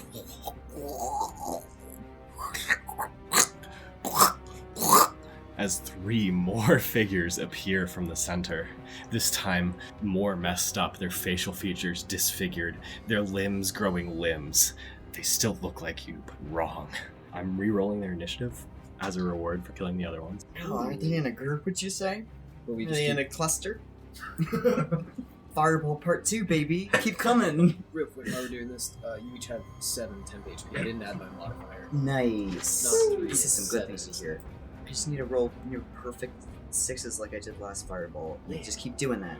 I'll have this solved. Yeah. Do you still have more fireballs left? I have one more fireball. Oh god. But I Wait. no, honestly, I'm gonna slowly keep siphoning other spell slots as my bonus action into sorcery points, and then we'll use sorcery points to it'll The take a money while, but printing I'll ensure machine. more fireballs. Yeah. This Okay. baby just prints fireballs. Void Michael is going to be the first one to go. Void Michael is going to say to you, your wife will never love you again. You know that, right? Your hairline's looking real bad these days. You should probably wear a hat, you know? We should, shouldn't we? Is going to pull out the wrench gun, is going to aim it at you and fire a massive goop towards your direction. That is going to be a 22 versus your armor class. That is. Okay. Oh, I guess you just have to use the lower dice then if you can't find that No, one. we gotta bully them so much that they have their own despairs that go fight them on our side. You're going to take 12 points of necrotic damage. Bear all the way down. Much to the same effect that the first goop you touched seemed to like seep into your very flesh.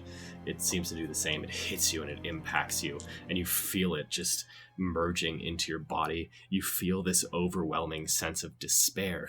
Maybe Void Michael is right.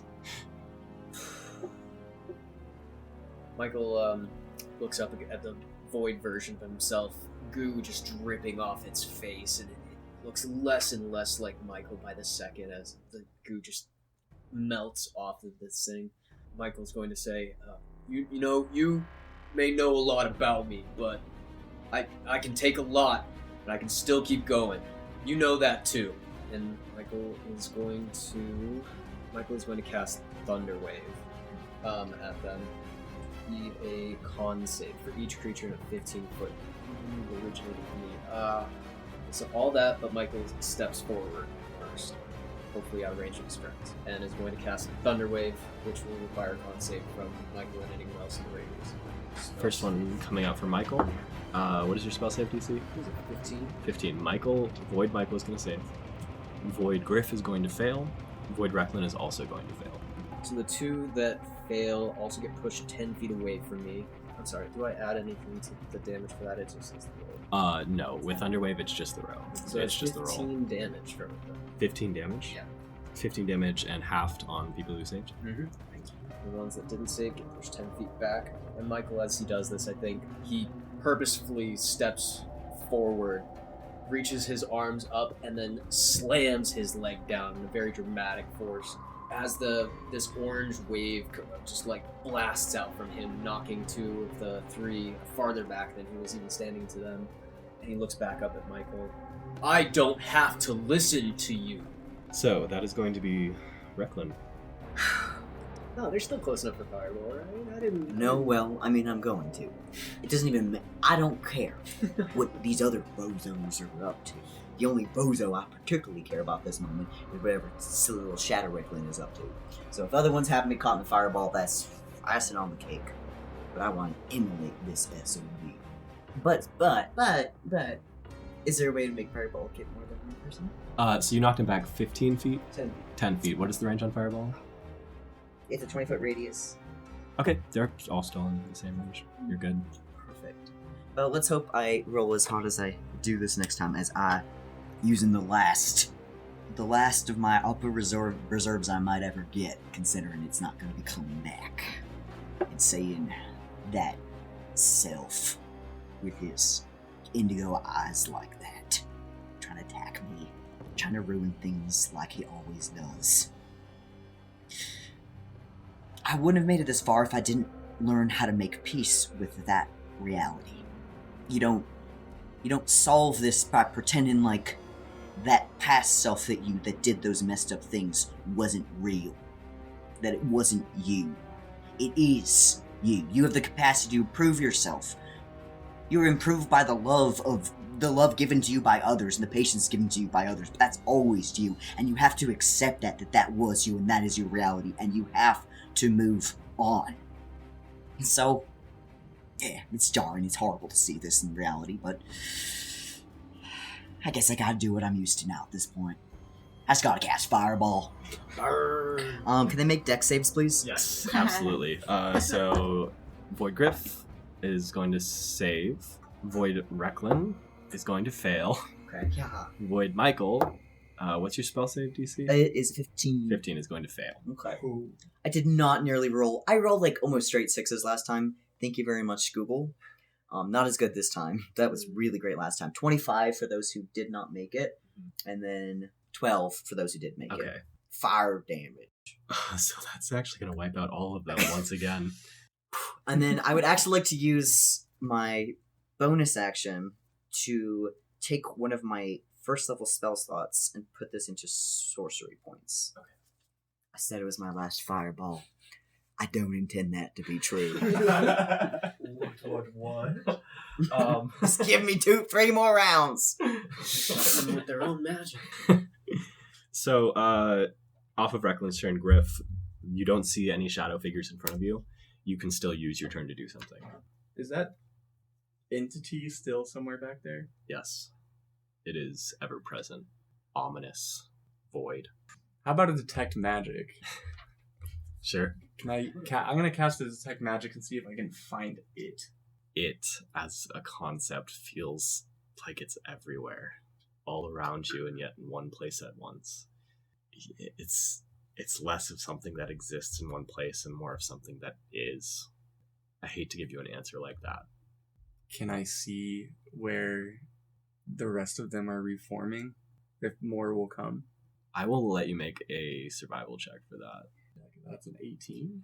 While you can't pin down where exactly the void is coming from, you can feel yourself, your own version.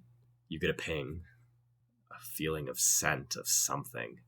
You get an idea where your future person is going to come out. I would like to hold my action then, and I'll just keep an arrow drawn on that spot, and I want to trigger an attack the moment that it forms. Okay. And can I do one more thing? This requires no action. Given that I can sense this entity, I would like to, if I can, mark it as my favored foe, so that I would get favored foe versus anything that it would spawn. Buddy, you could look at yourself and mark yourself as the favored foe. I hate myself. Damn. Weaponized. Aren't we self-loathing. all our own favorite enemies? Require an action? Does it not? No, so can I hold that as well? You can't hold that. You have to do it right now. Is the sense of myself enough? Yes. Oh yeah. Griff, you piece of shit. Hey, no. I seriously want a t-shirt that's I'm my own favorite enemy. Actually, no. Actually, pretty fire. I've played a lot of D&D before. I've never seen that before. I mark myself as my favorite foe. Okay, And I Griff, hold my attack for the reappearance of your for void the self. reappearance of Griff. And come back out. I'm waiting for you. Okay, so this is the top of round 3, and there's something that you need to know. Griff, you get this sense, having such a developed danger sense, being a ranger, being high in dexterity and perception. You feel heat on your back. Wicked, burning heat. You get the feeling that you're about to take damage for a reason outside of the Void Realm. What did you guys do to me? I'm so... Oh, no. This will happen. In our defense, I went back through the log of all my dice rolls. We actually didn't do as bad as I thought we did. This will happen at the end of this round. Okay. Oh. I'm so dead. Holy shit, this is too scary. Because this is round 2 or 3. This is round 3. This is round 3? Yes, this is round 3. Stay in the circle, Griff. Guys, I think my body is about to get cooked or something. I might not have much longer here. Uh, I don't know, does anyone else feel really hot? do you want to go steal hot? Yes. Okay, I'm gonna... Now that Griff mentions it, yes. Okay. All of you. All 3 of you. Okay. I have some of this, but it's only for me. Crud. I can only HVAC myself. So we'll have, if everyone's in the circle, we'll have 10 HP at the end of the round. I can also flash a genie somebody to help with them. I don't need it because I can reactive resistance against elemental damage, which is fire. Yes. Just take my reaction to do this. I can Blessing of the Raven Queen to take half damage. Nice. That is so good. It's so good. We're fine. So, with that in mind, do you have temp HP to dole out at the end of the round? Thank you very much, kind DM. I know I've given you a lot of crap today. Temp HP is now 5. If you have 7, you can keep the 7, but if you don't have temp HP, you now have 5 temp HP. Okay, I am going to really quickly re-roll initiatives. I feel like I should get to reroll my initiative. That's what I'm saying. I mean, although I don't know if I do any better. Like, Recklin and I both did pretty well. Everybody has about 10 too. Honestly, we're doing really well. Everything's going great. I'm feeling really good about this. I feel like my demons have been conquered. I think we should go on vacation after this. You know, I think we deserve we're it. all gonna go on vacation. It's gonna be lovely. Every one of us. Every single one of us at this in the Shine. Yeah. I'm having Everything. Griff is having some complex emotions about marking himself as his favorite foe. But here we are. using the self-hate against the self-hate. Okay, Therapist is gonna feel it. Yes. That always goes well. so up first is going to be Michael. Falling out of this void, this infinite, ever-expanding void, are 3 goopy figures. Once again, more disfigured. Now spines and extra limbs have fully grown out of them, eyes in places where eyes shouldn't be, and they start shambling towards you. Griffin, you had a held action. Go ahead and make your action. That is going to be an 11. That does not hit. I'm sorry, buddy. My dice today, man. Yeah, it goes wide. That's rough. So Michael, your turn. Cool. So the Protector Eldritch Cannon will cast the shield again, giving everyone 10 HP that's within 10 feet. And Michael is going to glance at Recklin real quick. It seems like fire does pretty good damage to them. I think I'm going to try that this time. Yeah. And Michael pulls out his exhaust pipe pistol and is going to fire Scorching Ray at himself and at Evil Recklin. Okay. One each. Yes, go ahead. I will be adding the firearm D8 to the first roll here. And I have to actually roll hit first. That is a 20 to hit on the first one, Hits. and a 15 to hit on the second. That will hit too. First one with the extra added D8 from my arcane firearm is going to be 5 fire damage. Okay. Second one is 5 fire damage. You see the scorching rays collide with the void ichor beings. Parts of their very selves burn away. Michael, you hit it in the face, and you see like half like a formed skull out of void, and half your actual face. I think Michael takes a step back and gets back in line with his friends at that point. Okay. Hey, very few opportunities to see your own bone structure under there. You're really lucky if you do that. How does it know what your bones look like? Do you know what your bones look like subconsciously? You know, I respect the scientific viewpoint. I don't know what you're talking about, Recklin, but I need you to stop. Recklin, you're up next. Baby. Well, you know what I said? That was my last fireball. No. So I used 5 sorcery points as I siphoned off some from some lower spell slots before, leaving me now at 7 sorcery points. But never you mind, I'll slowly ferry them up through bonus actions. Oh, you know what? I thought I was done with fireballs, but seeing your dumb face, I think I got one more left in me. And I'm gonna cast Fireball again. I'm casting it, Shadow Recklin. Does it happen to get anyone else? It is a 20-foot radius. Yes, it gets all of them. Perfect. I'm gonna need them to make dex saves, please. Of course. All 3? Yes. Okay. Absolutely. Once again, your DC is 15, Yes, so sir. Shadow Recklin is going to fail. Haha, yeah. Nerd. Shadow Michael is going to succeed. Okay. Shadow Griff is going to fail. Haha. With That's the my good. dex? See, that's the good thing, is I know I am a particularly clumsy person. I would be unable to deal with Fireball. It is apropos that I know it is my greatest weakness, that I would be unable to get out of the way due to my terrible dexterity modifier. It's a prison of its own making. So, everyone, and by the way, I am actually going to use my elemental affinity, a feat I have not quite used too often. When I cast fire, I'm going to add my charisma modifier to this damage roll, and I am going to spend my final sorcery point to be resistant to fire for 1 hour. All resources used up. Will slowly replenish. First level spell slots are dead to me. So with that, a +4, I rolled a 29 +4 is 33 points for those who did not make it. Google don't lie. And then 33 is at 16 points to those who did make it. And I'm resistant to fire for 1 hour and have no sorcery points left. You see all except for Void Michael just blown away by the fierceness of your flame. God, why am I so tough? Yeah. I know. Recklin, I'm really trying to have a moment here where I defeat myself and you keep messing it up. So Griff, you're up next on the initiative order. Void Michael is the only one that stands before you. Well, I guess I wonder who I'll target. You're having fun, A right? little bit of disappointment as Griff turns to the bow. Michael, I'm sorry about this. Does it even look like me after getting hit by the fireball and the scorching ray? No, it is dripping. It's like a melting popsicle. Yeah, no, you're good. Take that one out of its misery, please. Okay, that's going to be a 16 to A hit. 16 will hit. You're kicking ass and taking names. Good job. I'm nervous. How many rounds did it take, though? That's the question, because I'm not a resources now, too.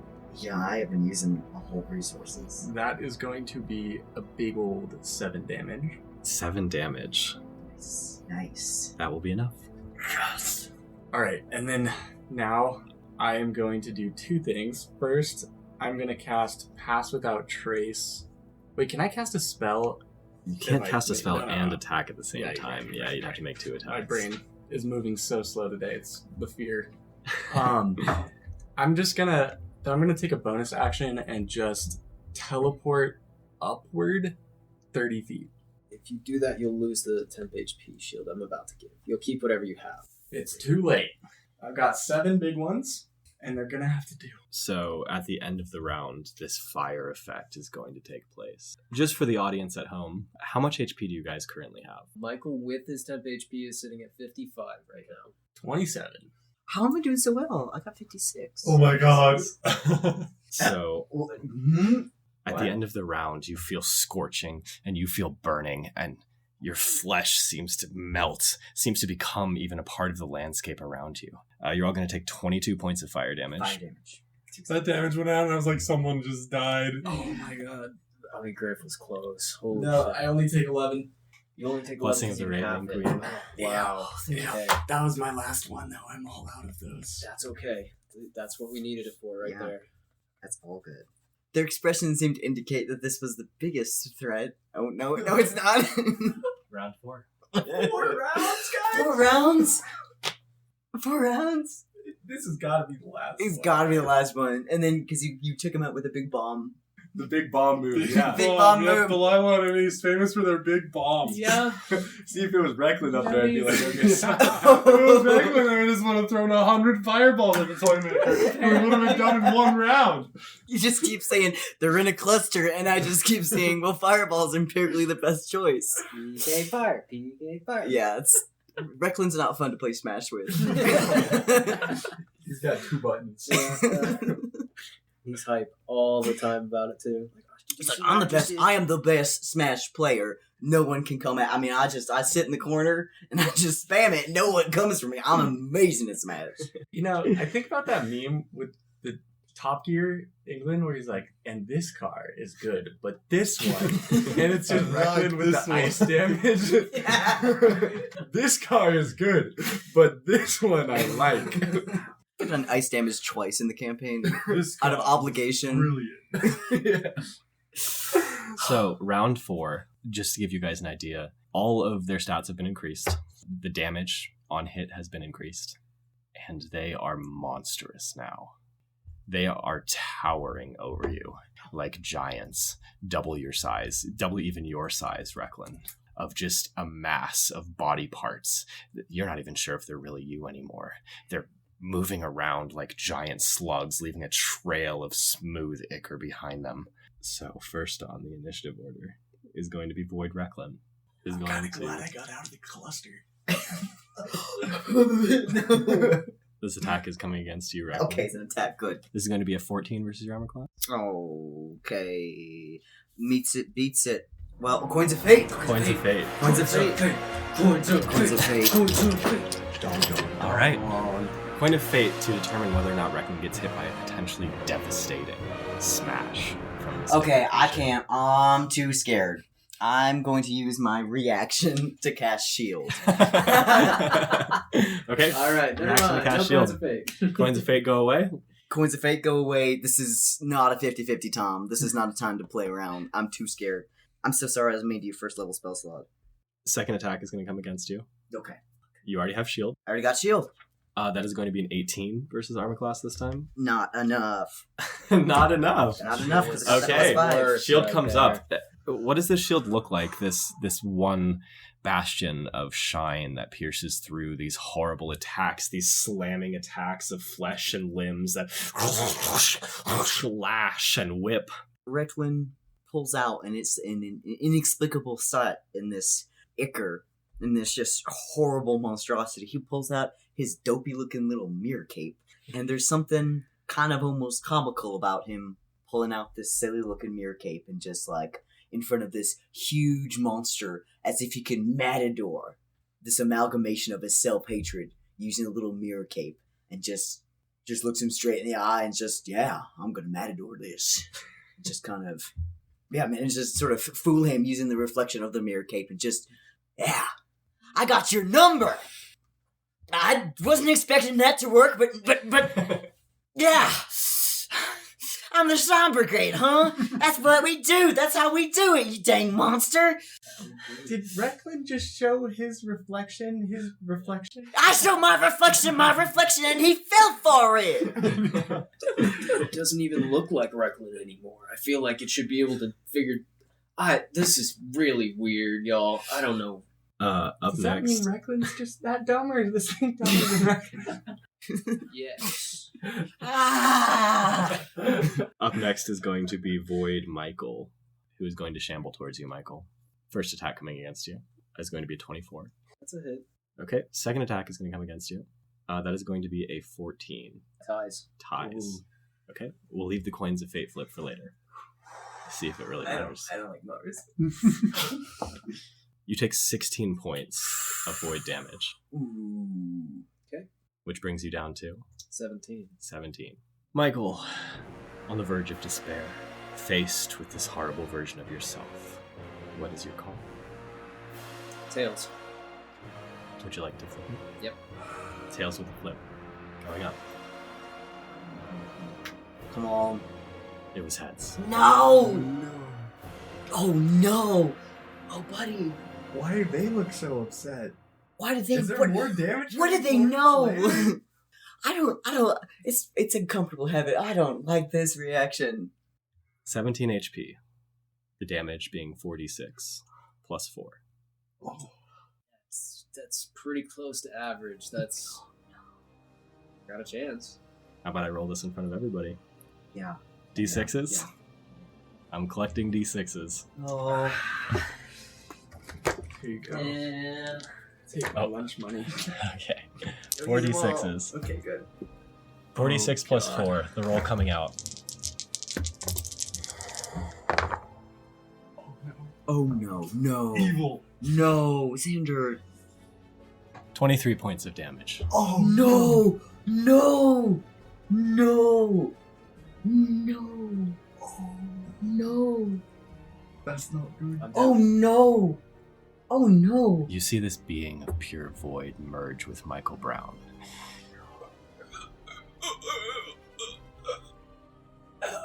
Michael No. falls backwards into the void and disappears from your vision.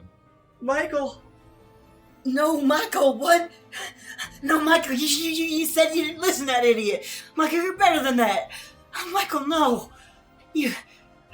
Recklin, focus. Yeah. Focus. You focus. I focus. We'll help him when we're out of here. Okay? We'll help when we're out of here. We got this. We need to focus now, though. Yeah. We need to punch that SOB in the dang face. We got things to do. God dang it. Listen, we just have to survive, okay? How many more times are they gonna keep coming? I don't know. Yeah. Just survive. Oh. Okay. Are you in the air? Did I mishear something? No, I am in the air. You're in the air. 30 feet in the air. Oh, but they have arrows. They'll find a way. I was about to say, could we just fly away? Do you want to just fly away? Yeah. They can also fly, can't they? Recklin, I think get we up need it. here. We need to get up. Okay, yeah, man, it's been a while since I pulled this one out. 3, 2, 1, blast off. Poof. And I cast fly on myself. Wait, no, I don't have enough You don't spell have slots. any I put it in the first wrong level. area. I don't Yeah. got enough spell slots. I'm here on the ground. Oh, No, shit. Recklin. I used it on fireball. Fly? No, I can, but I didn't. I had it written down. I got too excited. It's the wrong area. It's a 3rd level spell slot. Why'd I put my shit like that? Shit. I'm nervous, y'all. There's nothing to spire climb up. Okay, it's fine. I'm gonna use my bonus action to take some additional sorcery points from a spell slot. I'm gonna get that last fireball in. And I'm going to cast. Okay, you said get out of here. We need to get out. Okay, we're not. It's getting worse. We need to recoup later. I'm gonna get out of here. You get out of here. We have independent ways of. Oh wait, no, that's also a 3rd level spell slot. Shit. God, what am I just thinking? I was gonna cast haste. I'm so sorry, podcast listeners. I keep seeing means of escape that are 3rd level spell slots. I'm just gonna hold on to my pants. Recklin's back against the wall. God, Recklin's is. He's going through all this levers, like, no, I don't have enough shine magic. He's used to so much more of this, like, I think is this sense of this panic of, he's losing this connection to the shine, and these things that were previously there. He's going through these things that used to be the second nature to him. He's realizing he doesn't have this connection to the shine, and he starts, struggling with it. It's definitely not me. Getting overzealous about spell slots I have. No, it's all in it's Lord. 100% in character correctly. He's feeling this, like he's not connected to it. So he's just gonna cast another Go Old Faithful. He's gonna cast Chaos Bolt at himself at 1st level and just. All right, we can't 3, 2, 1 blast off. So just 2, 1 blast you at himself. And That was a good one. I like that one. fudge. I don't get nothing. That's an 11. Does that hit Shadow Recklin? Yeah, does I knew not. that now. It does not. That's fine. Okay. Now with that, I'm just gonna run away using the rest of my action. Okay. You run fully away. Good run away. Good run away. Griff, it's your turn. Light of Shine, keep me safe. And then you just see whoosh, this cloud of indigo fog ripples outward around Griffin, and I'm gonna center it so that I'm on the edge of it. Hmm. And while this is happening, I'm also going to use my bonus action to cast Writhing Tide to hover, and I'm just going to hide within my fog cloud. Okay. So it's heavily obscured vision. So anything that requires vision can't hit me. Okay. Yeah. Is that in the official wording fog cloud, or is it more of a disadvantage thing? No, it says heavily obscured, which means, and I checked the ruling on that. Which and means they it's- cannot target you. Yes. Features that require block spells and features that require vision. My ass is gonna get handed I'm to me. sorry. I only have 10 HP.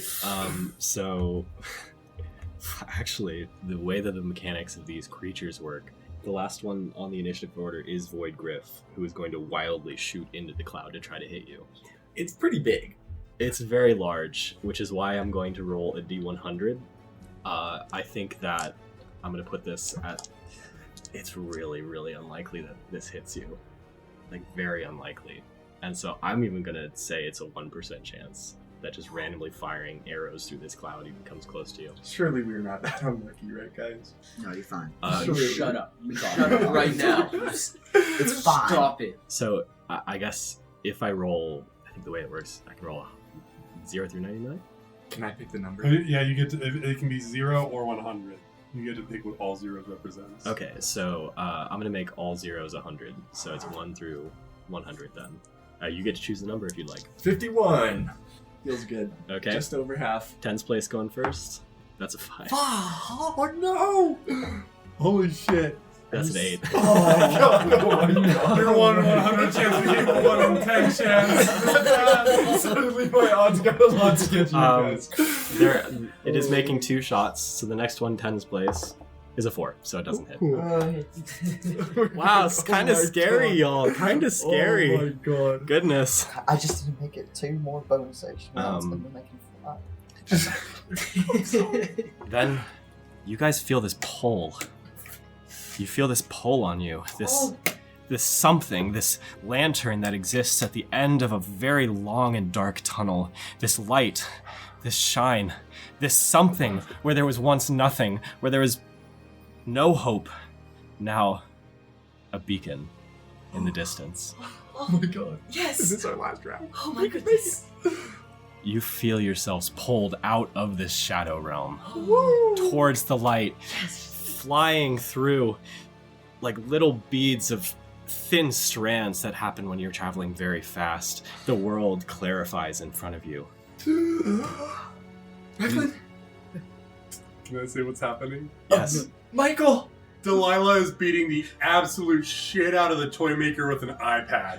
Oh my Yes. It is more gruesome than that. Oh. There is like blood and bone and drags of like sinew that are coming up with the iPad in every smash. Oh. You see that Delilah is wearing a gauntlet of void. Oh. Smash, smash, smash. The sound of hitting rings throughout the cave. You see Michael Brown is on the floor, his eyes overcome with void. I cast web on Michael. You cast web on Michael. That is my last second level spell. And welcome back to Anise and Delilah. What was that? That was so stressful. It's so stressful. Michael, he's. What do you guys is better? I think the void took him or something. He went down. What do you guys is better? Heal me. You need to help Michael. Delilah, what are you? Delilah spins around. Her face is twisted in this grotesque visage of anguish, fury, and pain. What do you want? You need help. Can I roll perception? Go ahead and roll perception. You need help, Michael. You're good at healing things. He's not right. The void took him or something. You need help. He's dead, Delilah. Yeah, with that, can I roll medicine instead if I rush over to Michael? I'm gonna need you to first make a save to try to get out of this. Make a save. Yes. Constitution again? Yes, same thing. That's a 13. That's not enough. Ah! I'm afraid that's not enough. No. Delilah, you feel... Wait, I'm next to Anise, right? What about a 16? Well, that succeeds. Oh my god! By the time that, because Anise was down in part of this decay field on the ground, and she was pulling herself free as Delilah was pulling up blood and sinew and everything. And as the others come to, the iPad breaks, the others come to and call to her, and she turns around angrily. That gives Anise just enough time to finally pull herself out of the decay and rush forward. Delilah, no! And she grabs the gauntlet to share the burden. With this aura, you feel like your vision has been so clouded. Like everything that you've done has just been decided by just raw anger, by rage, by hatred. You take steps through this place, feeling the decay of the ground course through you. You feel the gauntlet slowly slip away, and you experience this moment in time. The mushrooms on the floor, you didn't notice this before in your state, but they seem to be calling out to you. Do you listen? Yeah, I think as Anise puts her hand on the power gauntlet that we got from Chrysanthemum Dewdrop all those weeks ago, Delilah's hand kind of pulls out of it. At first, it's like a panic, get away from me. But I think Anise's grip on the glove is so strong that Delilah's hand actually pulls free from it. And yeah, it's like plunging into a frigid lake as Delilah is just shell-shocked with what has happened. And then all of this, the call of the mushrooms, I think she focuses her attention towards it. What is this power that courses through this planet?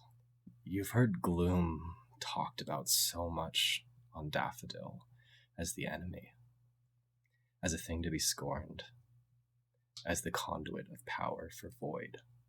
Of course, how easily corruptible it was.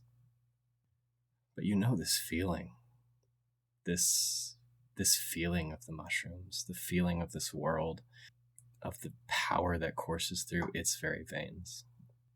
It's the sadness you felt in waves months after your brother passed. The sadness that was so raw and so difficult, but in a way still satisfying. As though the sadness reminded you that he touched a part of your life that can never be forgotten. You bore that sadness as a proud reminder, although it was hard to bear. This power is the comfort in sitting still in a room full of friends that you know well, of feeling connected, of feeling with community. It's the power of tranquility. It's the gloom. Some of it is still here. Some of it has always still been here, just like some of the shine was still there, resting in the hearts of its people, in both the hope but also of the peace. It reaches out to you. Do you accept it? I think Delilah feels so empty in this moment. She has gotten really used to her connection with the shine, to being this deep well and conduit of shine magic. And in every fight up to this point, in every situation, Delilah has just used her shine powers to get her through, and now she's literally running on fumes.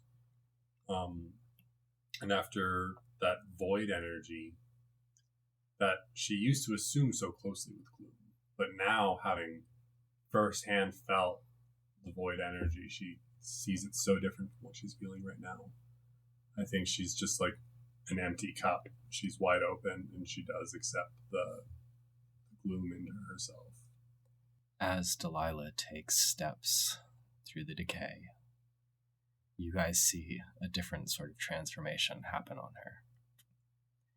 A transformation of both shine and gloom. Delilah, What does this shine gloom transformation look like? The combination of both. I think everyone's gotten really used to seeing Delilah in her shine costume, this beautiful princess ball gown. And they've also seen her costume when she performed at the dumpster warehouse, where she like totally turned it on its head and went full goth punk look with its torn sleeves, asymmetrical hem,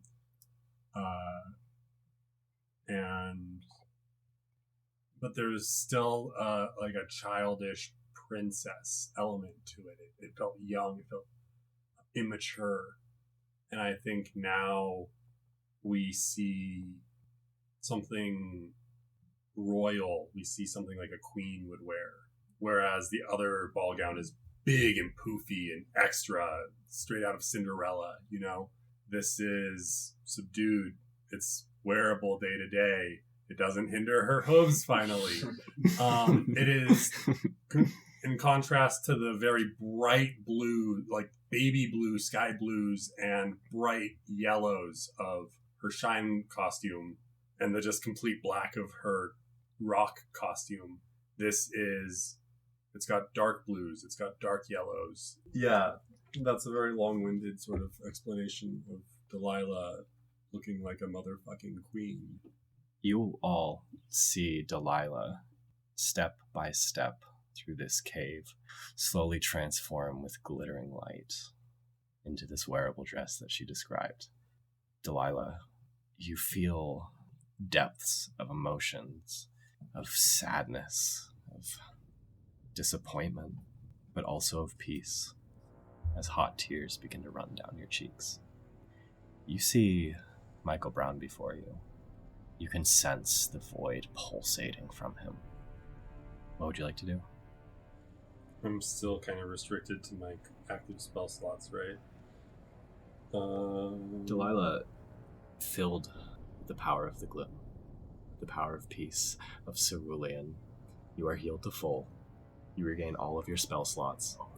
You gain the benefits of a full rest. Does that mean I can change my prepared spells? Ooh. You're getting greedy, buddy. I know. You're getting greedy. I'm always gonna double down. It's okay if not. I mean, benefits of a long I rest. don't think so. Okay, cool. So I walk over to Michael. Yes, Is he still breathing? he is still breathing. His eyes open, darting wildly, filled with the blackness of void. He is also, I would just like to point out, the terrain around him is like this shattered glass kind of effect. And it's, if you go in there, you'll be restrained. But we can kind of hack it back if we're careful and go slowly. That's okay, I think. I'm gonna try casting Dispel Magic on Michael.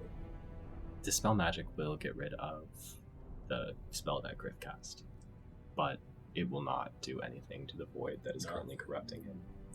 Oof. Is he free? He is free. Michael, Delilah? you was right. You was correct. You are useless. Better off alone, because at least when you're alone, you can't mess anybody up. You want to be alone. So desperately. Yeah, what do I have resource-wise? You have the same resources that you did before. Well, you can't use your shine abilities, is what I should say. All you have is your trusted fists, your legs for running. Which way is the entrance/exit? You can't remember. You can't think of anything except for flashes of Melissa and the twins and Michael Brown Jr. I ruined them. Michael is going to look at whoever is closest to him and try to run through them. Who would that be? I think that would be Recklin. Okay, running through Recklin. Recklin, Michael Brown, without his shine capabilities, is basically like a flying piece of paper. He thrashes and he struggles underneath your grip. He screams and he cries. Let me go! Let me go! I can't be here anymore. Don't you understand? Don't you ever... Don't you see it? I can't. No. I see you. I see all that you have become. I cannot believe in the time I've got to know the amount you've grown. It's left me breathless. No, I'm sorry. You made a bad call making a friend of me because I'm never going to leave you alone. I'm going to be annoying as all heck. I'll do it all day. No. Michael, it seems like he just can't even hear you at this point. His eyes are still wildly darting around. He's just muttering under his breath over and over. I can't. I'm the thing that's wrong here. I am! He's gonna continue to struggle and try to get to somewhere. Anywhere that's not here. I think Delilah is gonna try to put a hand on Michael's cheek and say, Michael, I know what you're feeling right now. I felt it too. I know that you're in there. You have to trust me, Michael. I will get you out of here safe. I will get you out of here sound. We can save Melissa. We can save the twins. I need you to trust me, Michael. I'm done trusting you. I gotta check. Just doing a perception check. What do I see around the cave? In this room, there are 4 walls, each affected by a different type of gloom. Before you, you see a wrecked Void Mark 1, a mecha constructed by the Toymaker to defeat you inside of this cave. It is shattered, scattered among the floor. Bits of decayed mushroom eat at it. You see the remains of the Toymaker. If you push a little bit more forward, you see a massive cave, a massive entrance. In the center, you see the same undulating blob that you knew existed in the void space. I think I look over at Michael and I look over at the blob. And I raise an arrow and I pull it back. Give him back. You're not right.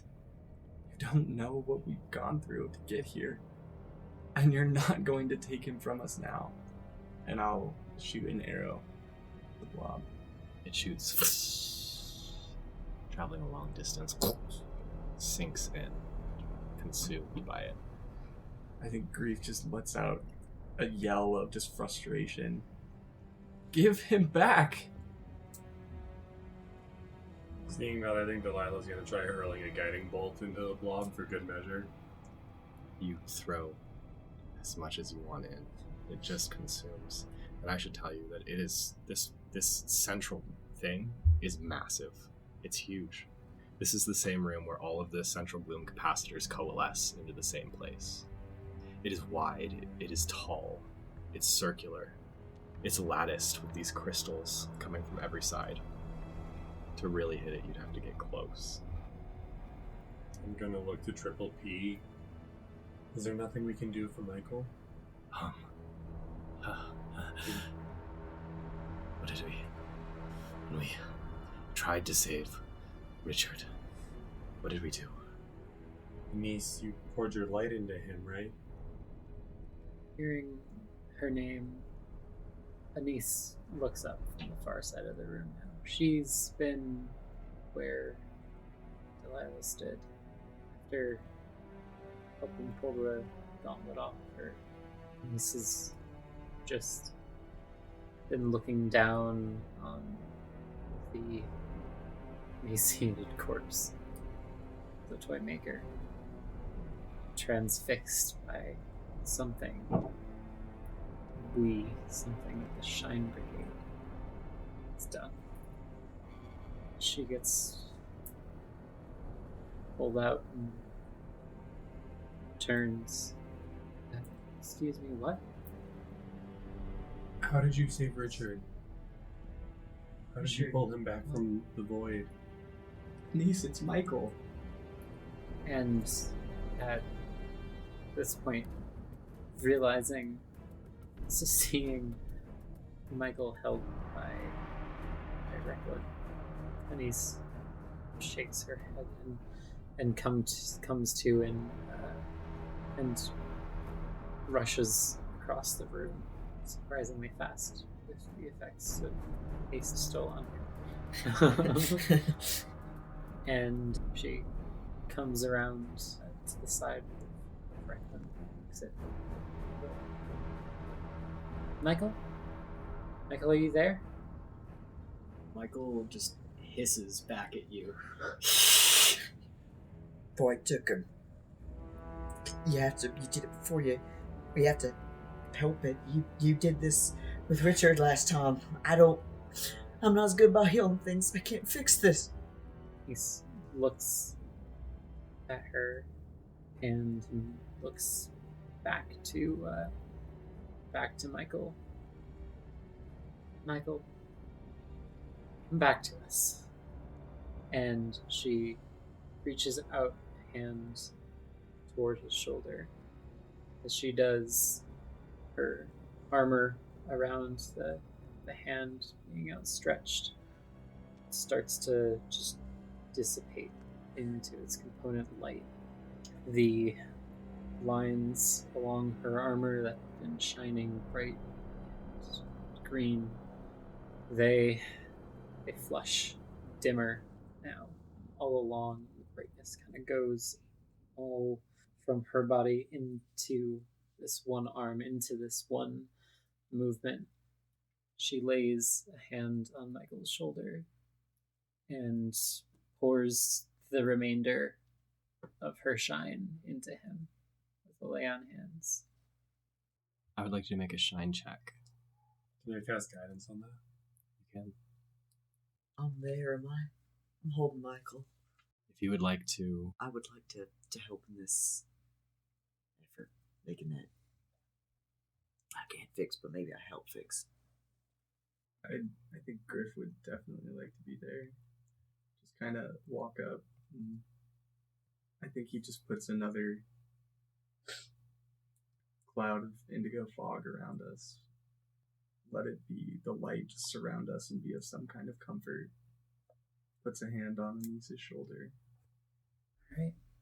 He's going to dump 20 points, lay on hands. Use 5 of those to cure a disease, if that helps. It's not a disease, it's a shift in attitude, you know? And you see as this happens, her...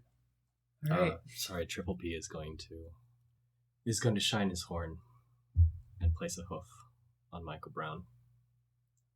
Does this do anything to my modifiers, so I know what to tell you? Yes. In the same way that it worked when all of you joined hands to try to repair Paradise's central shine capacitor for each person that has contributed, which is all of them. You're going to receive a +5 to the roll. That will be an 8 plus 6 for my shine ability. So I'm hearing 34.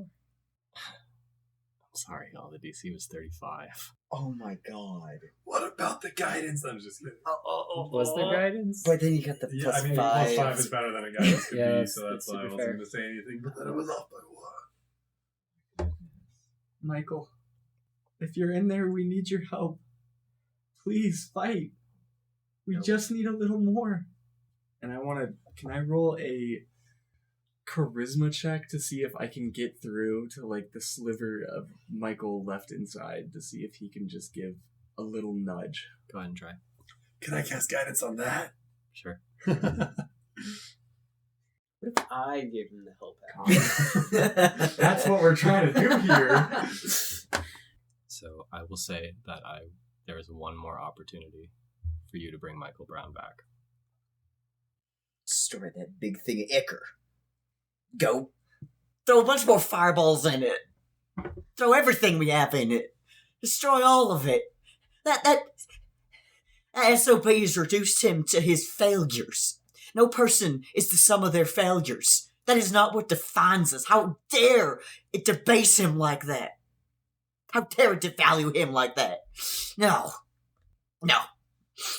And this thing can't win because it don't understand how people work. People aren't like that. People aren't just their failures. People aren't their despairs. What defines a person is how they overcome them, is the beauty they do in spite of them failures. This thing can't win because it doesn't understand how people work. So we gotta go over there and just tell them what's what, huh? Destroy it. Delilah turns the yellow crystal of pure, concentrated yellow light over in her hand. She knows Revivify can bring a soul back to its body. She wonders if it's possible, because Michael isn't dead, if she can somehow use this crystal to pull the void out of Michael. First, I think I would cast Detect Shine to try to see if I can, pinpoint the void within Michael. It seems when you do that Michael is mostly comprised of the void. Perhaps not all, but it swims and it consumes from within. That's okay. I guess I'll describe what I would do, and we can see what that does. I would ask my friends to help hold Michael down, basically in this field of not the decaying mushrooms, but the gloom saturated ones. One person on each arm and then maybe a niece on both legs, as Delilah tries to pull as much yellow gloom from the mushrooms as she can and use her own magic to wash Michael in yellow light and cleanse this gloom, and the gloom having just kind of try to concentrate it and then suck it into this crystal. This incredibly valuable, priceless crystal that she has in her hand. I mean, maybe we should just kill him and revive him. The thought crossed Leaf's mind. Well, there's no guarantee the void wouldn't still be in him. So I want to, kind of holding Michael down in the gloom field, I want to pour yellow light into Michael, and fill him up so much light that this gloom is compressed into a point that I can then take the yellow crystal and it in Ghostbusters style. Yes. So just for wording, it's the void that you're pulling out. Yes, not the gloom. And I totally understand what you want to do, and I think that for that you it's either going to be a shine check or a medicine check. Hear me out. That's an HVAC check. It's all because void goes in, void comes out. It's simple. I got you, buddy. You just gotta clear the system. That's all it is, Just turn the fans in reverse. Because it is another shine check, I will allow people to add to it if they would like. Oh, yeah. 35. Yeah, 35. I Can't would be like to. here for this. Michael's just got the worst luck, man. No. We got this. This time I can feel it. Nah. Okay. Yeah. Magic in. Gloom. Or void out. Yeah. That makes sense. Delilah, I'm sorry for what I've said. Thank you for saving us. Guys, this is all I've got.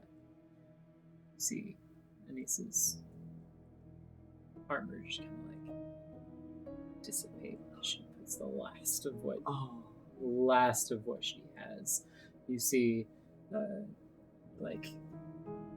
this wave of exhaustion come over her as she pours the boon of haste from Triple P, all of that, channeling what she has into Michael and into this attempt from Delilah. The fate of Michael Brown on one dice roll. Delilah, whenever you're ready. I need a real dice. Uncle Brown, no. Dude. Dude, no. No, dude. So I have the plus 20 that You have the plus 20. Denise had. Yes. I've got a plus 7 to this roll. Just an 8. I don't think I've rolled a more important dice in my life. Papa really needs a new pair of shoes. Papa needs a new pair of shoes. Come on. Come on, Oh. please. Yes! It's a 15 plus 20 plus 7 is a 43. Oh my god. The DC was 45. Oh, jeez! The DC was 44! Oh, Lord! Michael Brown, you are in this realm of void. And all of a sudden you feel this pull. You feel this pull. Your mind shifts and you see, who is that? It's yourself sitting in front of you. And you see yourself, and it's the same void creature, but it's sobbing. It looks so pathetic. It looks scared. I think something changes in Michael on seeing this void creature that had such power before just being shriveling and crying in front of him. Michael reaches out a hand and then thinks better of it and puts it back. It says, "It's okay to be scared. I am too." As you say that, you feel light return to your body. The void creature in front of you melts away in a wash of void, and you wake up. Shine Brigade, all of you having dealt with this sadness, of having perhaps lost Michael, of going through all of this, each one of you individually feels the pull, feels this power that sits latent beneath the earth. Griff, do you accept it? There's something familiar to Griff in his power.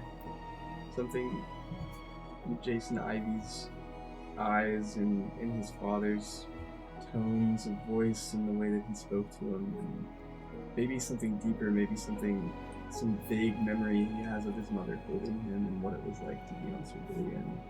Things that have faded from anything that he's able to recall, but still there, buried. And it's comforting. It's almost like a homecoming. Something he was supposed to have all this time and never got the chance to. And so I think he embraces it like an old friend as he accepts it. Michael, the void that was within you turns into something else. It turns into gloom. It is okay to be scared, isn't it? It's okay to feel these things. It's okay that you lost so much and that you've made so many mistakes. Because you've dealt with that. Man, you know what that's like, man. You've been there. Maybe the reason that you were perfect for the Shine Brigade is because you know what this void is. You've always known. It's the same thing as these emotions, isn't it? It's just more. It's both the heightenment of joy and of sadness, of joy into anxiety, into anger, of sadness into despair. This void is gloom. This void is shine. And you are a creature of both shine and gloom. Is that not correct? Anise. You feel the pull of peace, of sadness. Do you accept? Gives the last of what she has and feels this exhaustion come over her. She leans back and feels this pull even as she gazes into the warped wall of green gloom, corrupted green gloom further away from them. It brings up visions of the Shine compound burning like the first time she experienced Shine. Brings up visions of the girl Rose that was in the LGBT community center that late night when she first experienced the Shine. And then it brings visions of not the destruction after the butterfly attack Daffodil, but of the people of her community standing there solemn but together. Brings forward visions of moments of sadness but of solace as well. And in that moment, Anise feels the pull most strongly, much like Delilah, is little but an empty cup to accept it fully. You feel it. Yeah, I feel it. I'm trying to pretend it's not been there for a while, and Recklin breathes in, and his Shine costume, it has a mask on it. It covers his face. And embracing this gloom, the mask shatters away, leaving his face for everyone to see, leaving his hair untied, kind of all over the place. He realizes, as he was standing over Michael, he would have done anything to save that man. There is nothing he wouldn't have done for him, and there was nothing that we would have stopped everything. Everyone would have put their lives on stop for Michael Brown, and then Riken realizes that maybe these people, they feel the same about me. I don't have to keep putting on this mask that I'm strong, that I'm fine, that if it drops this mask, that people aren't going to love me anymore. That I don't have to keep fearing that they're going to find out that I'm some fraud. These people, they saw me today. They seen me at my worst. They seen me at my lowest. And I know they do anything for me. So I don't need Shine to put on a big mask. I can just embrace the stillness of their acceptance. Just be stupid little Recklin. Silly little Recklin. And that's enough. That's more than enough.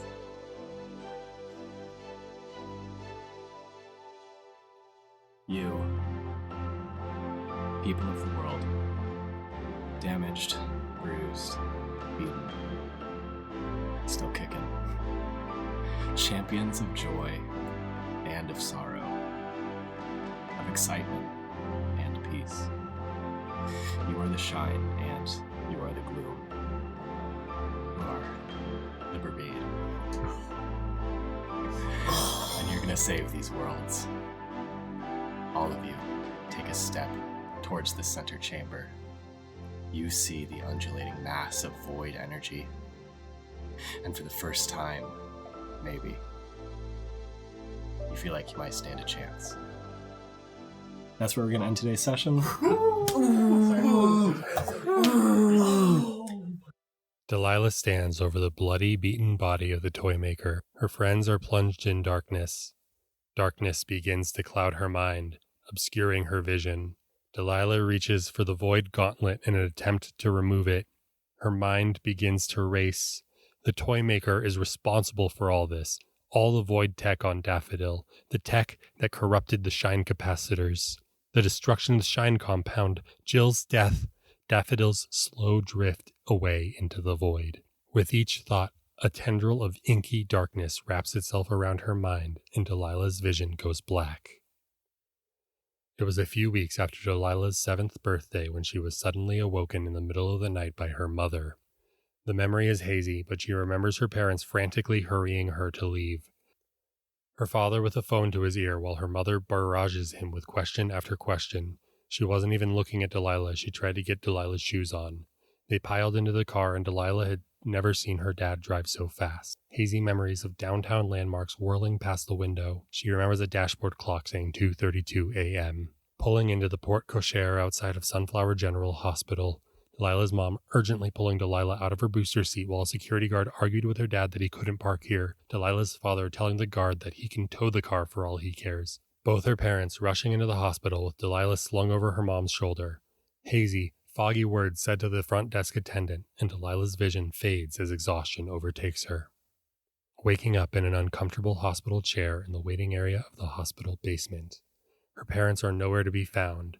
Instead, a nurse sits beside Delilah and, noticing that she's awake, begins to tell her that her parents will be back at any minute and she needs to wait here.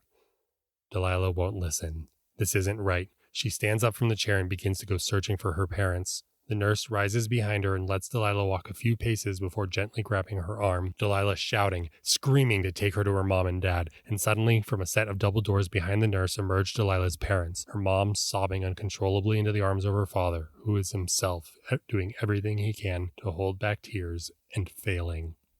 Delilah realized at that moment that she had never seen her parents cry before. Her vision fades as the shadows overtake her memories once more. Delilah now sits in Lucas's room 3 days after the trip to the hospital. Her father has not left bed once. Her mother sits in her art studio staring at a blank canvas, the paint on her palette completely dry. Delilah's aunt had been the only person making sure her family ate. She was also the one who finally got through to Delilah that there had been an accident, that Lucas was gone and she would never see him ever again. The pain that Delilah felt was excruciating. Where did Lucas go? Why did he leave her? It wasn't fair.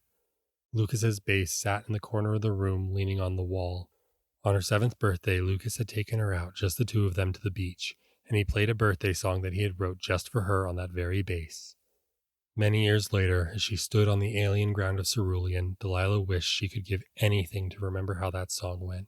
Back in the past, however, sitting on Lucas's floor, staring at Lucas's base, she only felt the hurt.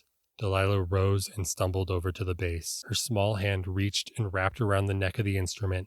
Raising it off the ground, she felt the weight of it, heavy, but not nearly as heavy as the loss she held within her. Delilah raised the base high over her head and brought it down hard against the floor. Smash!